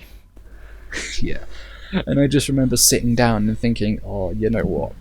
I have got a craving to just have a bunch of like bleeding edge, like PC gear, just laid out in front of me, and I just want to spend like 3 hours just putting it all together, like making like a water cooling system with the whole thing. So if you ever like needed me to like build any sort of like studio or like PC setup for you, I will quite happily do it. I was actually in the process of saving up the money to create like a semi home studio for some friends before their situation changed and they weren't living together anymore. So it became a bit of an issue there. But up until like a few months ago, that was like one of the things that I was saving up for, to try and give them a space where they could record music and also maybe play a little bit louder without having to worry about the family. Yeah. So is that like soundproofing on the walls and everything like that? Yeah, a bit of soundproofing, some bass traps in the corners. Like, uh, their room has like a second attic because their room is like an offshoot of the main house. So there's an attic above there, and you can get into it really easily. And I was going to put up some like drywall panels against the wall that faces the rest of the house and everything. Yeah. See, We've gone I off topic again. I'm really sorry, but as you can see, I really get into it sometimes. yeah. I see. My soundproofing is. See, I would say the soundproofing because there is quite a lot that's naturally built into the wall. Hmm. Because like, there's I think you've got a obviously slightly newer house, don't you? At least it looks like it might yeah, be. yeah. So my Yeah. every room in the house is naturally soundproofed, but there's some obviously there's some noise that still gets through Hmm. because no room is completely soundproof. Well, no, not unless you spend an absurd amount of money building a room inside of a room that even then has like bass traps and foam padding and all that stuff. Yeah. Yeah, So it's an absurd amount of money, but I get it God, I would quite love to do enough. it. Yeah, I get it quite enough so you can barely hear any noise, but Mm. loud enough to the point where there's a bit of reverb. Yeah. I mean, ideally, you wouldn't want any reverb. You'd want to add that in post. And like that's like the general thing. But I personally think that a bit of like organic, natural, like real world reverb is a bit of a good thing when used correctly. Because again, it's organic and it feels real. Yeah, like all of the reverb that you'll hear in like any of the things on my latest project is all natural. None of it comes from like Oh, a funny. program or anything. It's all natural, just because of like the space I'm recording in. Hmm. Even though it sounds like it should be from a like program, but it's not. And there's also like on this new project, there's no auto tune used at all, like at all. You know what? Actually, swinging this back around to what we're meant to be talking about, that is something that, unless you are really into, like your audio gear and your soundproofing, and you're really into like how that whole system works, just just doing something on YouTube, you may have like a nice mic, but if you slap that in like a massive open room with no padding, it's it doesn't matter if you're like on a C414 or something. That really nice AKG mic. It doesn't matter if you're on one of those. It's Yeah, still not going to give you the same kind of quality as if you were on like a Blue Yeti in a well-treated room. yeah. Like personally, I'm not actually a big fan of the Blue Yetis. Mhm. No, Like, I've like, I know they can be used to great effect. I know Alex uses a blue snowball, I think it is, and that came out flawlessly on every single song I've ever heard from him. But for me personally, I can't get behind blue. Even their like absurdly expensive ones, like I think it's a blue bottle. I say absurdly expensive. The blue bottle was definitely more on the expensive side. I can't remember exactly how much it was, but even that, I just couldn't really get behind the sound of it. yeah. For mics, for me, it's got to be AKG, most probably, or Rode. Yeah, Rode, Shure, and AKG seem to be the go-tos. Of course, the classic SM57 and SM58 are just spectacular, and they're used on professional, like multi-million pound / dollar or whatever performances all over the world, and you can pick up an SM58 for like 60 quid. Yeah, It's quite amazing. Although I suppose that is the advantage of it being just an absolute workhorse of a microphone, and being able to get it so easily is it's really cheap yeah. Like, because everyone wants one. it's. I guess that's the reason it's priced the way it is, so that they can just sell like more units. Because Yeah. at the end of the day, the companies only care about profit, don't they? Yes, at the end of the day, every company cares about profit. You could give examples of companies that really do care about their customers, and there are companies that really do put a lot of thought into what their customers want and directly listen to customer feedback and give them exactly what they want. But if it's not profitable, then they just can't do it, because it's their livelihood as well. So if it stops becoming profitable, then they don't really have anything to do other than stop doing that, because they also need to make a living for themselves, which is a blessing and a curse. Yeah. Right. We should really be moving on to the next topic, shouldn't we? We should. Speaking of moving on to some of the disadvantages, speaking of how people make their content, starting out on YouTube means that unless you're picked up quite quickly, you are at risk of running out of content. Like, you could just dry up. Like, you could have like 3-4 albums worth of incredible music, but if you aren't picked up by a label until that last album, and then you like start running out of ideas, or you just lose inspiration, then like where do you go from there? Yeah. See, I know someone personally who's had this predicament, because they've had, I think they recorded 10 albums in 10 weeks. Jesus fuck. Like they have like the best work rate I know of anyone. And Okay, something like that. Sorry, Yeah. but something like that. Like, I am all for artists working on an album and then immediately starting work on the next one, or even working on their next one while they're finishing up the album that they're on at the moment. But if you're putting out 10 albums in just as many weeks, save it. 10 albums. Some as in he didn't put them out all the same, or all straight after he'd finished them. Okay, well, good then.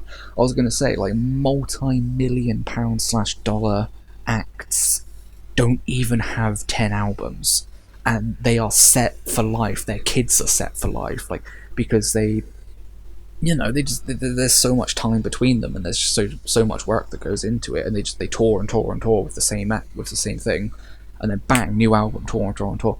I was gonna say, if you're putting out like 10 albums in a too short of space of time, then that's about as like, that is basically as close to the definition of drying up as you could possibly get. Even if it does have much more content after that, it's think about how long that could have lasted him. But no, it's good that you clarified that he didn't put it out like as soon as he was done with it. Which again, I suppose, depending on how he did it, it could have been good if he did put it out as soon as he was done with it. But Yeah. again, So from what you're saying, I'm guessing he worked on it very, very quickly and then released it gradually. Yeah. So he got his first 10 albums done in the 10 weeks, and then released one per year. See, I am not totally against people writing songs for other people and people taking songs that have been written by other people and then just performing them as their original songs. I'm not totally against it. You know, so like some of the most famous people in the world have people write their songs for them. Obviously, Rihanna had a song written for her by Sia, I think it was. I'm not totally against it. And I would almost be tempted to encourage him to go into writing songs for people if he's got that many good ideas. Yeah, that's the thing though. He only managed to release 5 before he got signed. So he got signed, and then he had the others there that he then brought to them straight away, released them, but then had writer's block for 3 years. And to be fair, if you're pushing out that much content, a 3-year break is probably well deserved. Yeah.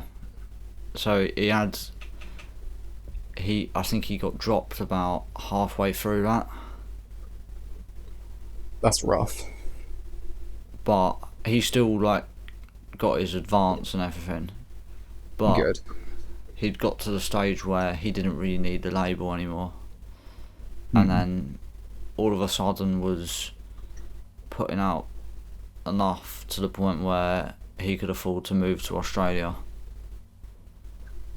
It's an interesting choice to move to. Most musicians, when they've got the money, move to like LA or something. Yeah, so he moved to Australia because he was a bit mental. He wanted to follow the path of his inspiration. So his inspiration was Example. Don't believe I'm familiar with them, but I get the idea, kind of following in the footsteps of who you look up to and trying to find out what drives them and what inspires them to be better yourself. I mean, it's fairly standard across the board in any genre, from, stoner doom bands looking up to Black Sabbath, all the way to a kid in their room with a guitar looking up to Ed Sheeran or something. Yeah, so my mate looked up to Example, who is a musician from Fulham. He then did a load of songs, and he was one of the people who started up Ed Sheeran's career pretty much during his SBTV days on YouTube. And then he has songs out with Calvin Harris and things like that. And then after that, totally went away from labels and did it all himself, and then moved to Australia. See, at that point, I think, I can't comment on how successful he was, is, or might have been, but at that point, I would have thought the most logical thing to do would just be start your own label. Yeah, that's if you've outgrown your previous one. Well, in that case, then I personally would have said he made the right decision there. Right, so Example's most streamed song has 134 million streams. Jesus Christ. That's a lot. That is really a lot. Where are you getting that from? Is that from Spotify or? Yeah, that's Spotify. That's all-time streams as well. 134 million, was it? Yeah. What are his monthly views at, or whatever, or monthly listeners?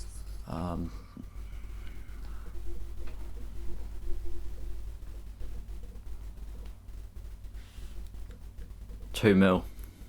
2 mil. Yeah. So, I mean, you've got 2 mil monthly listeners. I mean, I an obscene amount of content, and 134 million total views. Yeah, he's set for life. Yeah, that's like imagine like people like Justin Bieber or whatever who put out one shit song, and they basically do that, and they Yeah. never need to work ever again.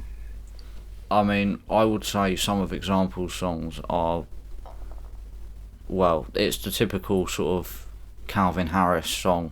But 'Cause he puts that out and he does that over Yeah. a career, and you know that's a substantial amount of money. That is money that you can live off of for decades, probably. I'm not. I mean, I'm not. I don't know how much money you would receive from something like that, but I'm fairly, I'm fairly confident in saying that he's pretty set. So I think he did them songs while he was at the label. So labels approximately take about half of the royalties normally on a standard contract, and then 10% goes to their manager, and the rest is split between the artist and the producer. So he wouldn't have made a lot Percentages in like a record deal, and like figuring out who gets the money and everything. Again, it goes back to what I was saying earlier, like about not having to worry about labels and things like that. Like, yeah, he is making a huge amount of money, but Jesus, that is a lot of work to go through, and that is a lot of money to like trust someone with, to like sort that out for you, and to trust that you've been given your fair share, and to trust that everyone else is getting their fair share. I honestly don't know if I'd ever feel comfortable with that if I was ever in that kind of position. I wouldn't be able to handle that. Yeah. So in terms of like how much he would have made, or how much in royalties the song would have made,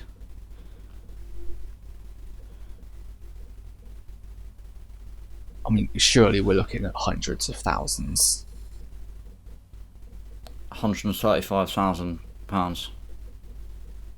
Actually, no, $135,000. Dollars. So is that American or? So about £100,000. Yeah, I mean that is pretty set. I mean, perhaps not decades like I originally thought. that was definitely was definitely not a conservative estimate. But that's just £100,000. That's just from Spotify, and people are going to continue to stream that for basically as long as Spotify is a thing. Yeah, which will be until Apple takes it over. Yeah, or Disney probably. Yeah. I'm not looking forward to living in a world where Disney owns everything. I don't think I can do that. To be fair, in terms of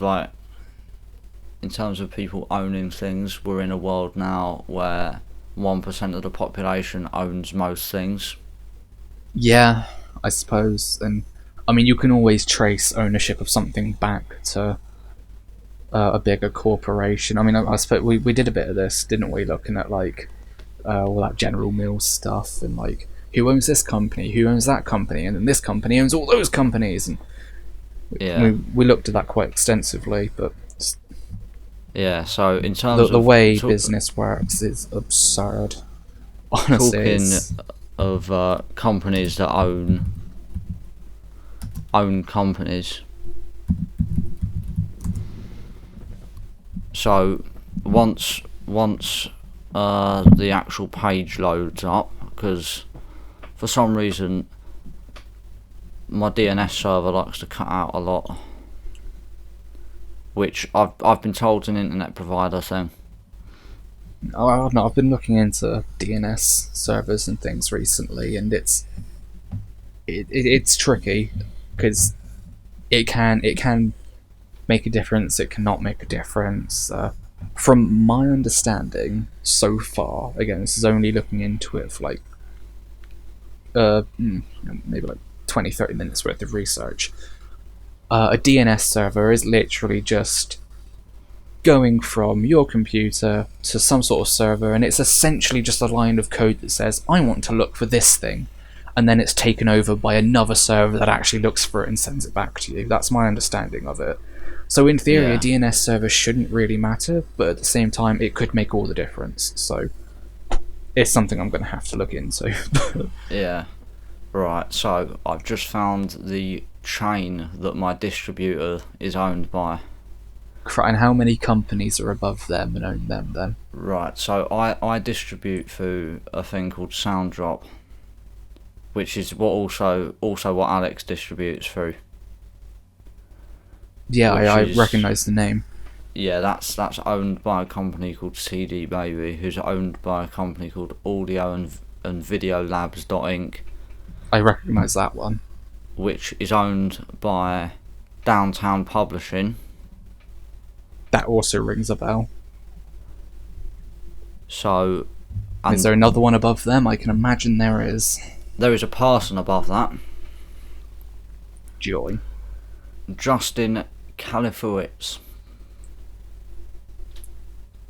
That sounds like a name that I should know, but I don't. That is the owner. That is the founder of Downtown Publishing. Let's of have a the look, DMP. because that one's going to bother me, because I feel like I should really know that name. What was his name? Justin Kalifowitz. With a K? Yeah, so KALIFO, There we are. and then WITZ. I mean, to be fair, he looks like relatively young to own all that much. At least from these photos. So, I mean, he's clearly doing well for himself. He's clearly found something that works. Yeah. Well, taking 30% of royalties off people is generally Yeah. quite lucrative. Yeah, it tends to be a bit of a moneymaker. Yeah. Plus all of the revenue from the various websites that he'll own, and yeah. Again, another example of somebody who is never going to have to work again. Yeah. I mean, yeah, I'm sure he worked really hard to get to that point. I'm not going to take that away from him, but now that he is at that point, it seems absurd that he has that much money for, I mean, essentially just being at the top and being a figurehead. Yeah. So essentially, that man there owns 30% of everything I've produced. This man who has absolutely no idea that you exist.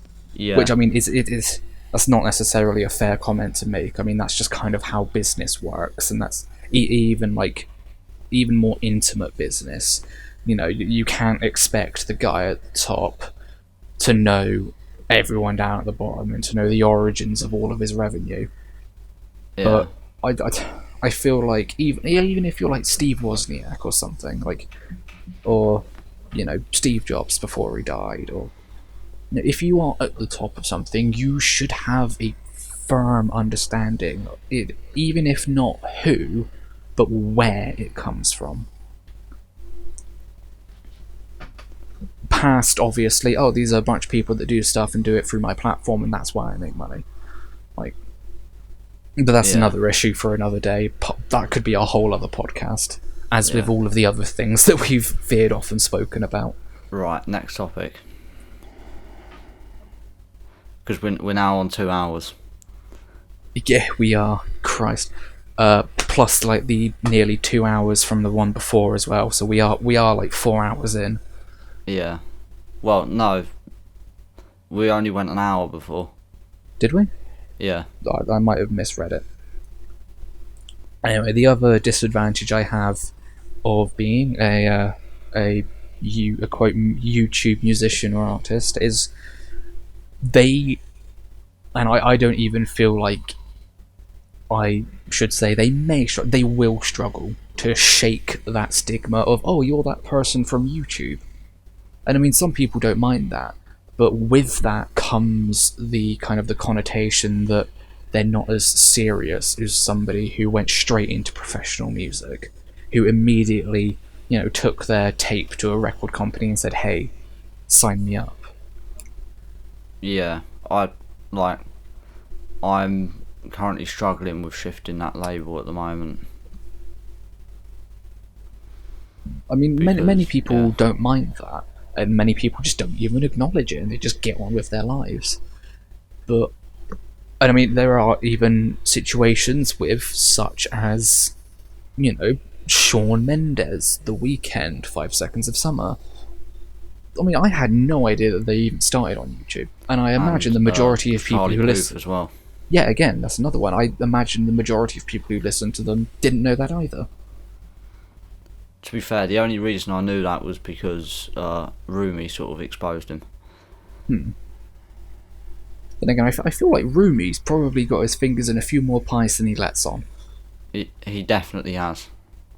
Like I feel like he has got like a secret archive just full of stories and full of stuff that he's worked on that we'll probably never even hear of, because he's worked on it as like a low level producer or something. Or like an engineer. But I feel like he's probably done that enough to just make a stupid amount of profit off of it. Yeah. You slap on some extra YouTube revenue from that and, streams and stuff. Yeah, he does make like really child-friendly content as well. And while, when it comes to YouTube at least, child-friendly content and ads and that whole thing has been an absolute like clusterfuck of a situation for the last like 5 years, I feel like he's still gonna come out, fairly unscathed by something like that. Even though the statistic that I saw like yesterday, I believe it was, is that during the whole COVID-19 pandemic, ad revenue or just revenue in general from YouTube has gone down 20 to 50%. Some people are earning literally half of what they were earning before all of this kicked off. That's because they've used the opportunity to increase a lot more censorship. So people who before would have been fully monetized now have limited monetization, and people that would have had limited before will now barely have any ads, and when they do, it'll be like a gambling ad.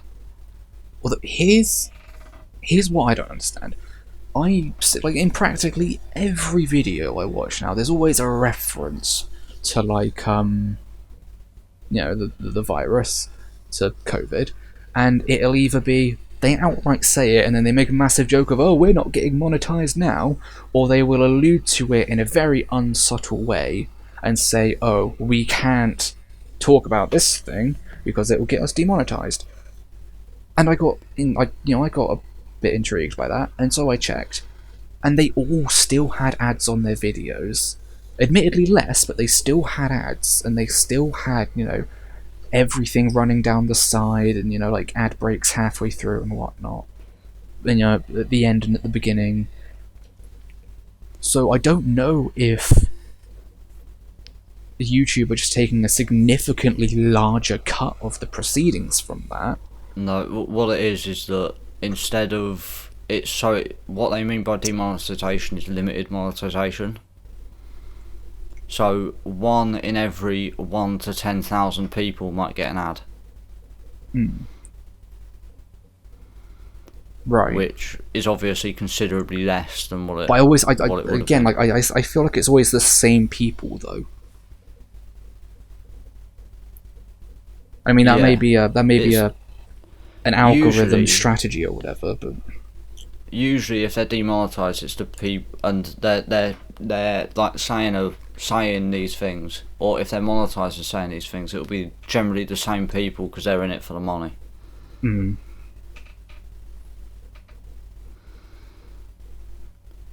No, it's odd. Although I suppose an upside of that is anyone who wants to try and get into YouTube, you know, as a more serious hobby now. Perhaps they had an interest in it in the past, or you know they've been doing it for a while, but not quite as serious as they'd like or as they'd originally thought they might want to. If you know these people wanted to try and get into it a bit more seriously now, it would probably be a good time because they'll use this as a baseline instead of using pre-COVID as a baseline and then seeing a massive dip. They will use this as a baseline and then see everything afterwards as a massive uptick. Yeah, that's if the censorship doesn't happen a lot more again afterwards. Purely Indeed, because that could be an issue. I know for a fact the governments around the world, from people I know in different countries, have used this to rapidly censor what people even write online. Mm. So I mean, do we even need to really talk about China? I know someone. I don't know someone over there. Partly because people don't hear me over there because I'm banned from there. Because I've talked so much shit about them that I'm literally banned from there. Well, I mean, there's a huge restriction on anything that comes in from the, I suppose, the so-called Western world. Despite the fact that it's huge, just farce. I mean, yeah, I suppose there are things that, yeah, it works, but then you've got Australia, which is like stupidly far east, and I'm not going to get into it. I don't necessarily like the term Western world or whatever. But it's more developed than non-developed. I like to use. But no, there is a first world and huge third restriction on anything coming from anything that isn't Asia or anything like around Asia. Like what's it? For example, there is. I think China only allows 10 foreign films to be shown in their cinemas, like a year. Yeah, And companies really try to get their films shown in China, because there's like over 1 billion people in China. Yeah, If even half of those people buy a ticket to go see their film, they are rolling in dough. One of the more notable... Sorry, I keep cutting you off, but I'll finish in just a sec. One of the more notable notable films would probably be... Is it Transformers: Age of Extinction? Where Mark Wahlberg is in middle America, which is like prime kind of area for being all American, kind of push away anything comes from China. That's the stereotype anyway. Yeah. And he's using a Chinese credit card and drinking Chinese Red Bull. It's mad. It's really quite funny to watch back. Yeah. See, I think, let's say if I got a feature from a Chinese artist, you'd be in. To be fair, yeah, I'd be in. But that is an immediate right. Okay, lift the restriction. He's working with a Chinese artist. Yeah, and I do actually distribute to a Chinese platform, but I know for a fact they've blocked it. Partly because you also use a Chinese phone, but we'll not talk about that. Yeah, I also actually do have a Chinese phone, so I don't know whether they've been listening into what I've been saying about them. And I mean, yes, on the one hand, I do believe it's such a low level. On the other hand, it's China. Who knows? Sorry, carry on. Yeah, so because I have controversial beliefs about them, let's say releasing the virus, and communism is my worst enemy. I am not liked by the Chinese at all. like at all. Yeah, I can imagine being critical of every single major aspect of their nation and their culture is probably, well, maybe perhaps not their culture, but their nation, like their government, is probably not going to be favourable. But that's the thing. I'm critical about every country's like government. That's just the way I am. I would much rather know that I know the facts about every single person who's got at least a bit of power there. When I let's say want to distribute to somewhere rather than not know. Yeah, right. I mean, to be fair, I'd love to Next just topic.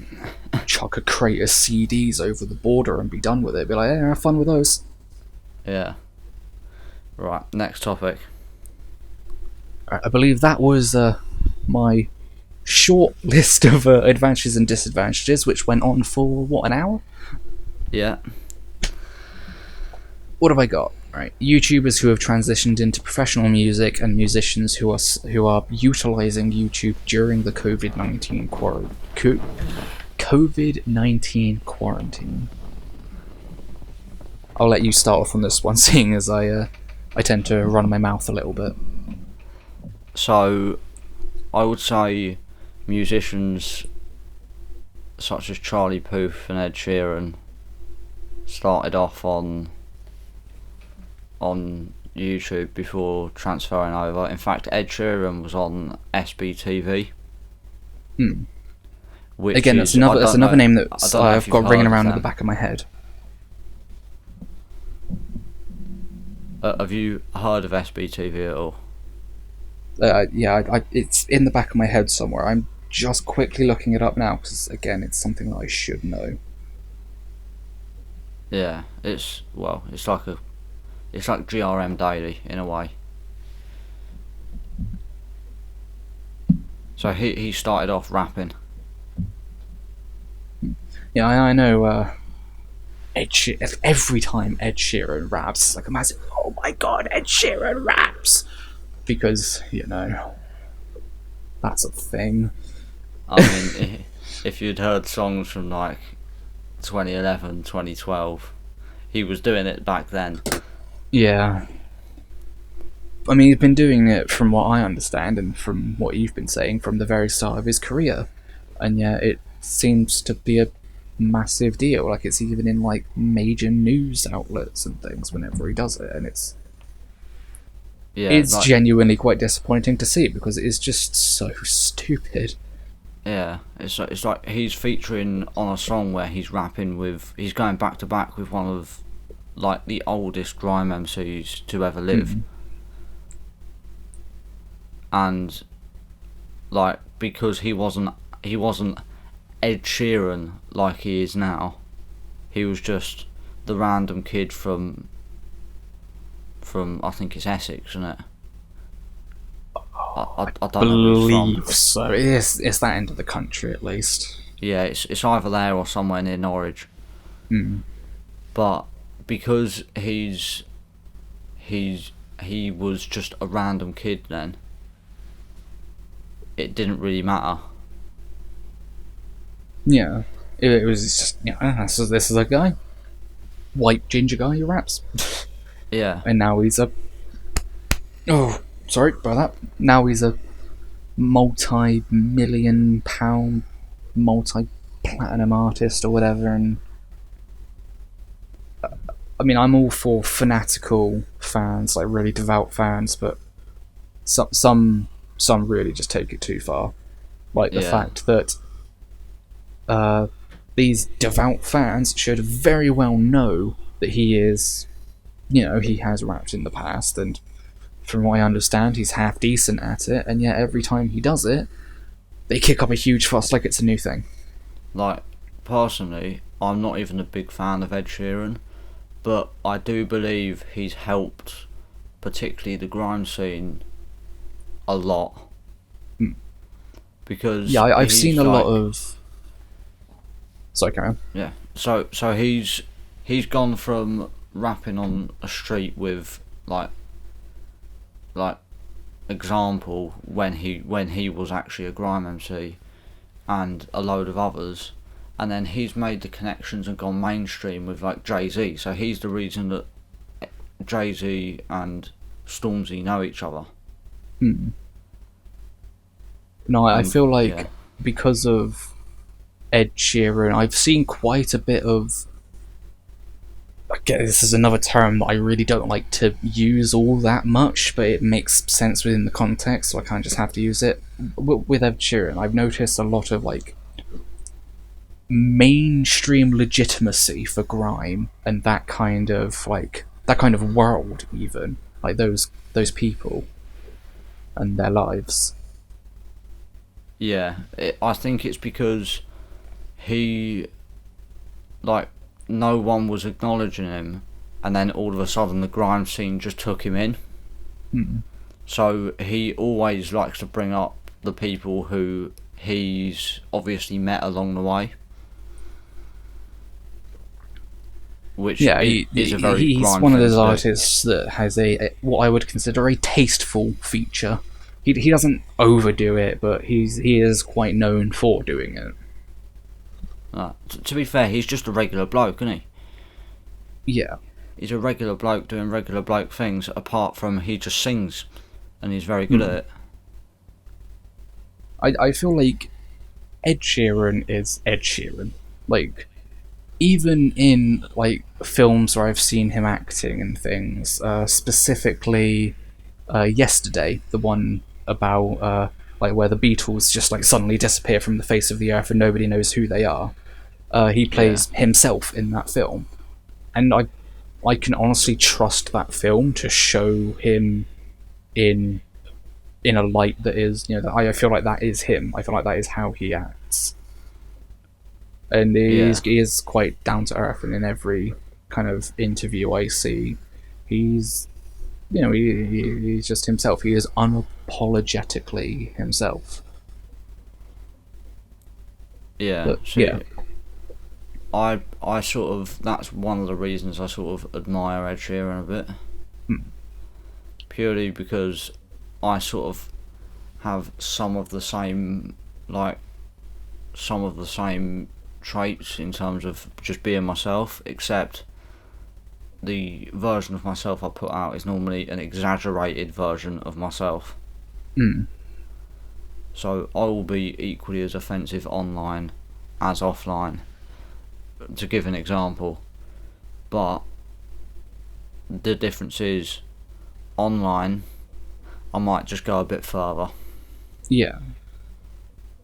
Because it's you've got to try and create an exaggerated version of yourself to really show, the range, I suppose.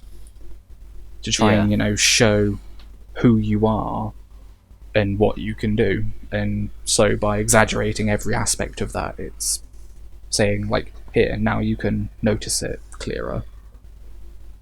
Yeah, and it also means that I sort of stand out in a way. I feel like you are another person who you are just unapologetically yourself. Like, even if you're putting on a bit of an act, I feel like that act is just going to be an exaggeration of a certain aspect of yourself that you want to portray.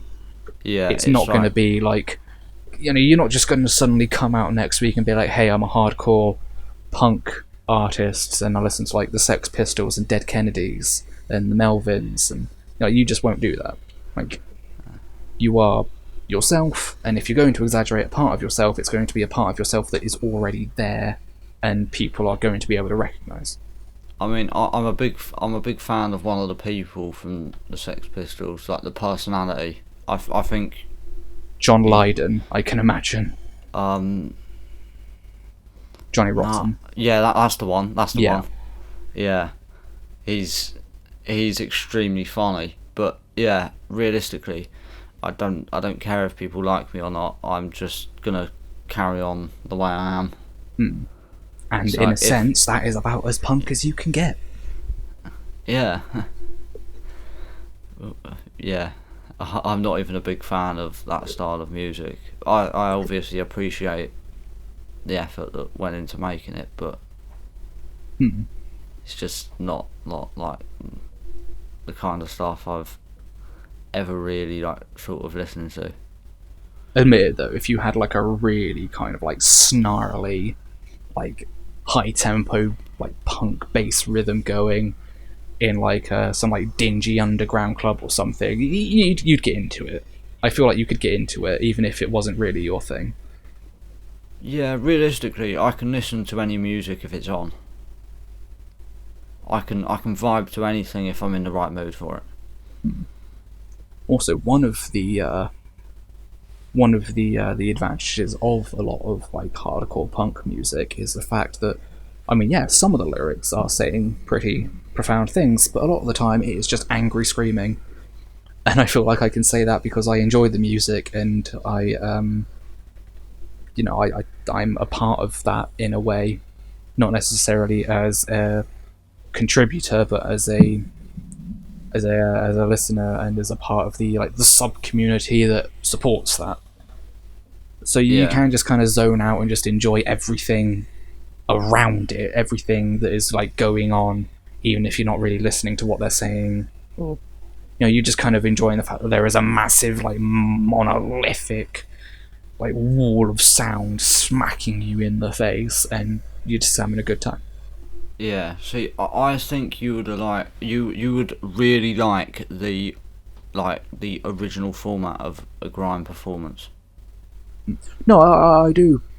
I do like the intentions of grime and where grime comes from. I feel like it's a very raw and a very kind of true expression of feeling.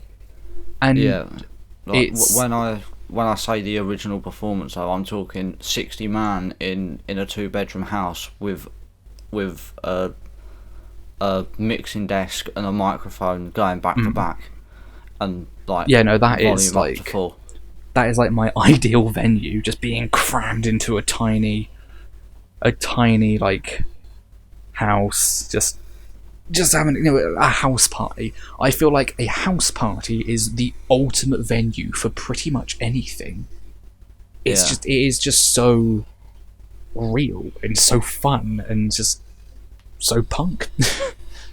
Like, I mean, yeah, you can play Reading, you can play Glastonbury, you can go on some like slightly smaller but still quite large stages, but I don't feel like you will ever really truly give a performance like you'll give in like an underground like dingy bar or in like a house party.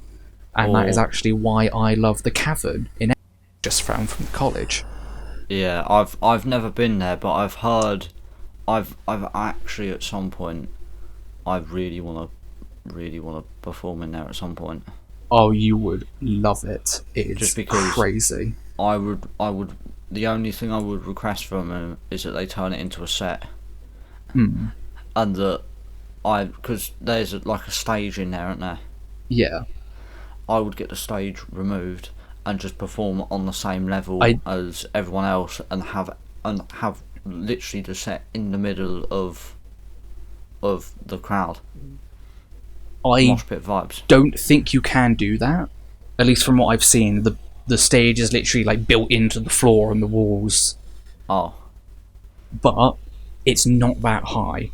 Like, one of my friends, while he was at Wreckage, which is this like insane punk gig where they just get like 5 or 6 punk bands on in a night and just play until like 12 or 1 in the morning. It's like, at one of those shows, he and all of the people at the front of the pit literally just ripped the metal bar off because it is right in front of you. And like literally the stage is literally like stomach height. Like, people climb up on stage all the time. One of the Wreckages that I went to, the band literally were just like, hey, everyone get on stage. And it's not even like they had to climb up or help people on. They literally just kind of stepped up onto the stage. Yeah, see, that's my sort of thing. Yeah, and like the artists are more than welcome to actually get down into the pit. Again, at one of the Wreckages I went to, the bassist literally just like jumps off of the stage, gets like into the very middle of the pit, like not at the front middle, like at the very middle. Like people are treading on his like instrument cable and everything, and he's just fucking going for it. And I feel like you'd love it. Yeah. See, that reminds me of like a white person's grime set. Essentially, yeah. Like, because, like, it's not. I guess it's not offensive to say that grime's mainly a black-dominated genre. Well, no, I mean it is. It is mainly dominated by black people because it comes from, you know, the experiences and the life of, you know, having to grow up in, you know, an area where you're marginalized and having to, you know, having to deal with that and just being able to like kind of rise up and say no, fuck you. Again, it's like grime is essentially punk of like the rap and hip hop world. Yeah, that's the thing though. Rap's one of like 7 genres it originated from. Well, yeah, It's I mean, like, you can trace it back to like, you know, like the original like jazz and blues, and even further back to like, you know, like garage. yeah, House. garage, and just like literally just like I hope this isn't offensive in any way, but you can, in a way, you can trace it right back to like, you know, African heritage of like, you know, tribal music and just like banging out a rhythm and, you know, like chanting, and because it is very much like that. It's about the rhythm and it's about, you know, just like the kind of the inclusion and the performance. See, I was thinking it's a matter of time before someone brings up the old tribe banging on a little bongo. I hope that's not offensive in any way. At least that's it's kind not. of how I see it. I'm not saying that it's like, oh yeah, rap. I'm not saying, oh, rap music is black music and that's because they're Africans or whatever. I'm not saying that. I'm saying that if you trace it back, like literally like 100 years, 200 years, that's kind of where it comes from. Yeah. See, there will be a lot of people who are offended by that, but personally, I feel it's elevated in terms of rap and grime, and most genres have elevated above a style of music now. I mean, if you look at like gospel music and like traditional, you know, like southern black church music and stuff like that, it's kind of the same thing. You know, it's all about, you know, it's about worship and it's about the community and it's about everyone getting involved and creating a rhythm to like worship God and stuff like that. I feel like it's the same thing. I don't feel like it's offensive to say that it comes from a very kind of visceral, like kind of tribal thing. Yeah, like I would say more, especially. And if it is offensive and anyone calls me out on that, then I am more than willing to apologise and be corrected on that. Yeah, I'm coming from strictly a rap and grime point of view. I think it also, like, these days a genre depends on how you act as well. Because, for example, Machine Gun Kelly is a perfect example of this. He acted like a rapper up until very recently. Up until he lost the beef with Eminem. Then I mean, I'm willing to at least call it a draw personally, because we won't get into that, but I just feel like it was a bit of a shit show on both sides. Yeah. To be fair, that's a podcast in itself, that is. Yeah. We'll give that another 3-hour episode. Yeah. What are we on now? 2.5 hours? Yeah. Yeah, about that. Going strong. Yeah, we should really move on to the next topic. Funnily enough, the next note I had was actually about MGK. I can't remember why I wrote it though. Probably because all of the content he's been producing during the lockdown. Probably, yeah. But I'm actually really annoyed at myself now.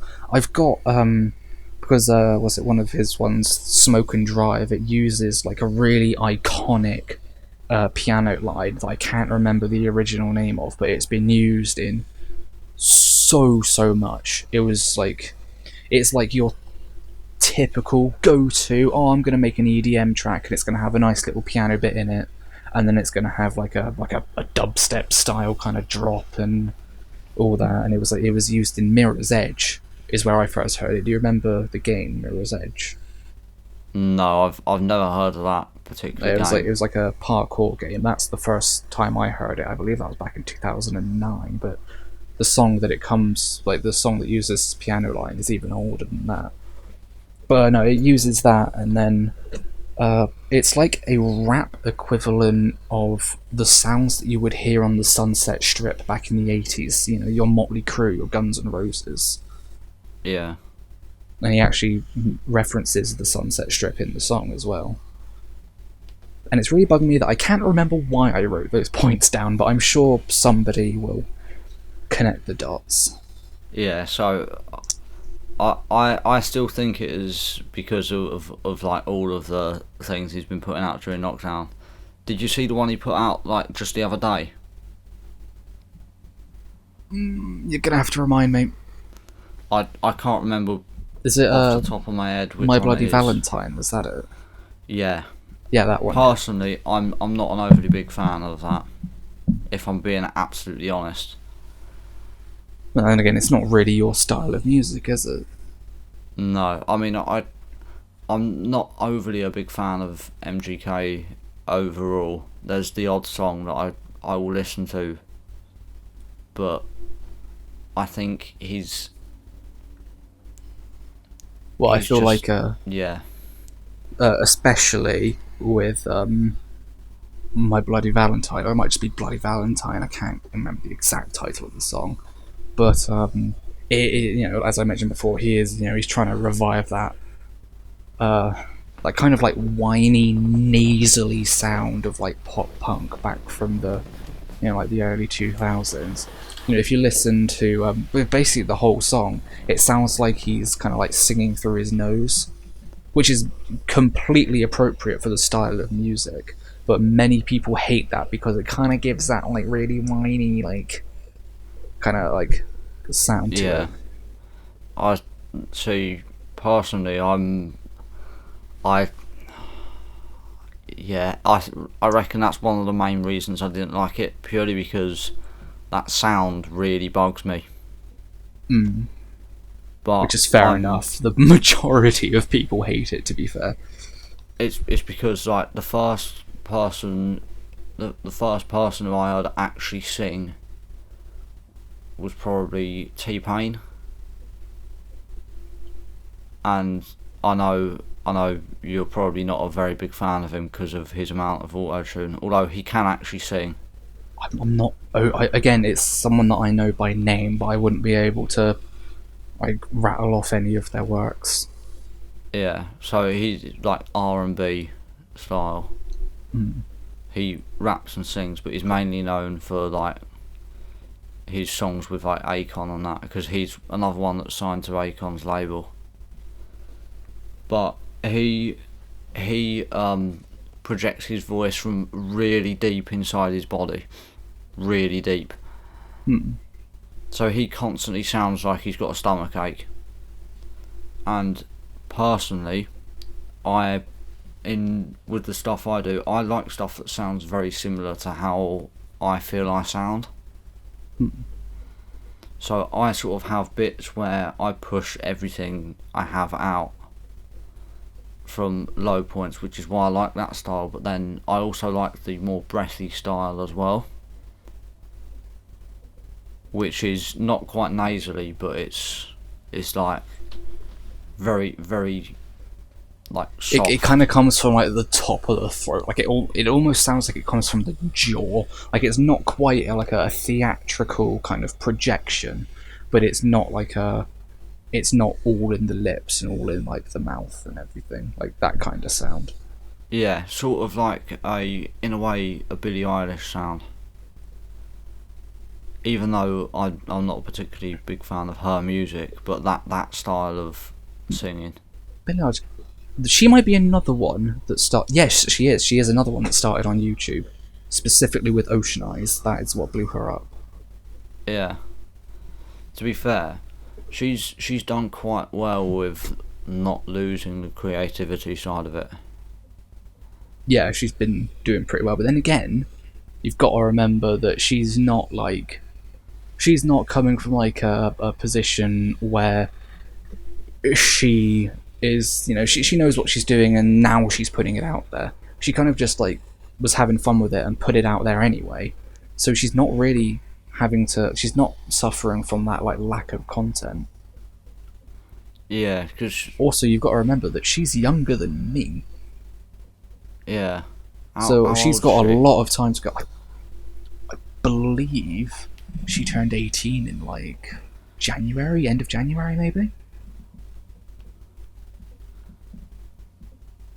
Not sure, but so she's got a lot of time to like come up with new stuff. 18th of December 2001. So yeah, 3 months after me, more or less. Very strange to think that me and her were born in the same year. Yeah, it is. To be fair, that's one of the things I kind of struggle with, looking at these people who are like the same age as me, and I'm just sat here like, what the fuck am I doing with my life when they're out there earning millions, touring the world, doing what they love? Like, do you know, I reacted, well, me and Alex reacted to Kiko in the first podcast. Yes. Yeah, he's only about it then, but yeah. So he would have been in the year above me at school. So he's only a year older than me, roughly. Jesus. And he's signed to one of the biggest rap labels. I suppose again this does go right back to YouTube, because because many young people who couldn't get taken seriously started out on YouTube, and then later got picked up after they had either proved themselves, or somebody saw something in them and was like, you know what, let's get them in the studio and see what they can do. Now younger people are just getting picked up because people are more willing to listen to them. Think about how many, like hundreds of like young people, like people under like 25 even, like who are getting picked up, whereas 10 years ago they wouldn't have even been like given the time to sit down in an office with somebody and actually like talk about a record and say, hey, we want to get funding for this, and put it out there and tour. Yeah, I have to say, Kiko out of everyone is a very, very rare style of signing, because he was actually independent way before he was even signed.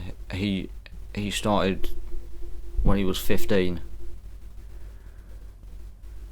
and was just putting out independent stuff, and then he submitted one of his songs to the BBC as they were starting the Rap Game UK series.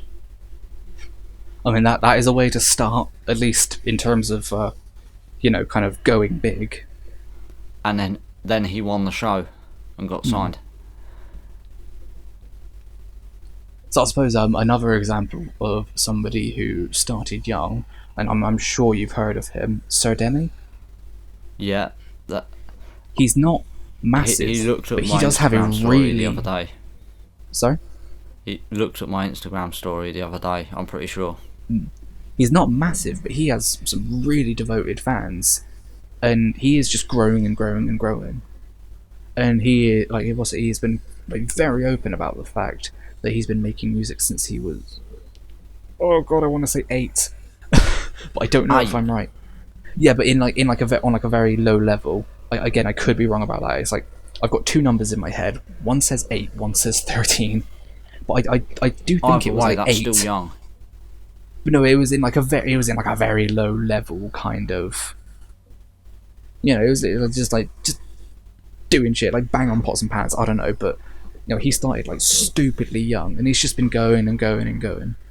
Yeah, I have to say, I started just before my 16th birthday. And then I know it says I released my first thing in the early 2000s, but that's my distributor messing up the dates. Yeah, I noticed that. I think you have one for like 1999 or something. Yeah, that's just my distributor. I admit, after Loss dropped, I actually went on Spotify and I listened to everything on there. It took me like just over 2 hours, but I listened to absolutely everything. Yeah. Starting from like the earliest stuff on there, which was like a 6-minute track or something that was beyond poorly mixed. You couldn't hear your voice at all, right up to Loss, where you can really tell that you're sort of coming into your own and you have found something that works for you, and you really kind of want to push that. Yeah, I've like, it took me 3 projects released before I actually found my groove.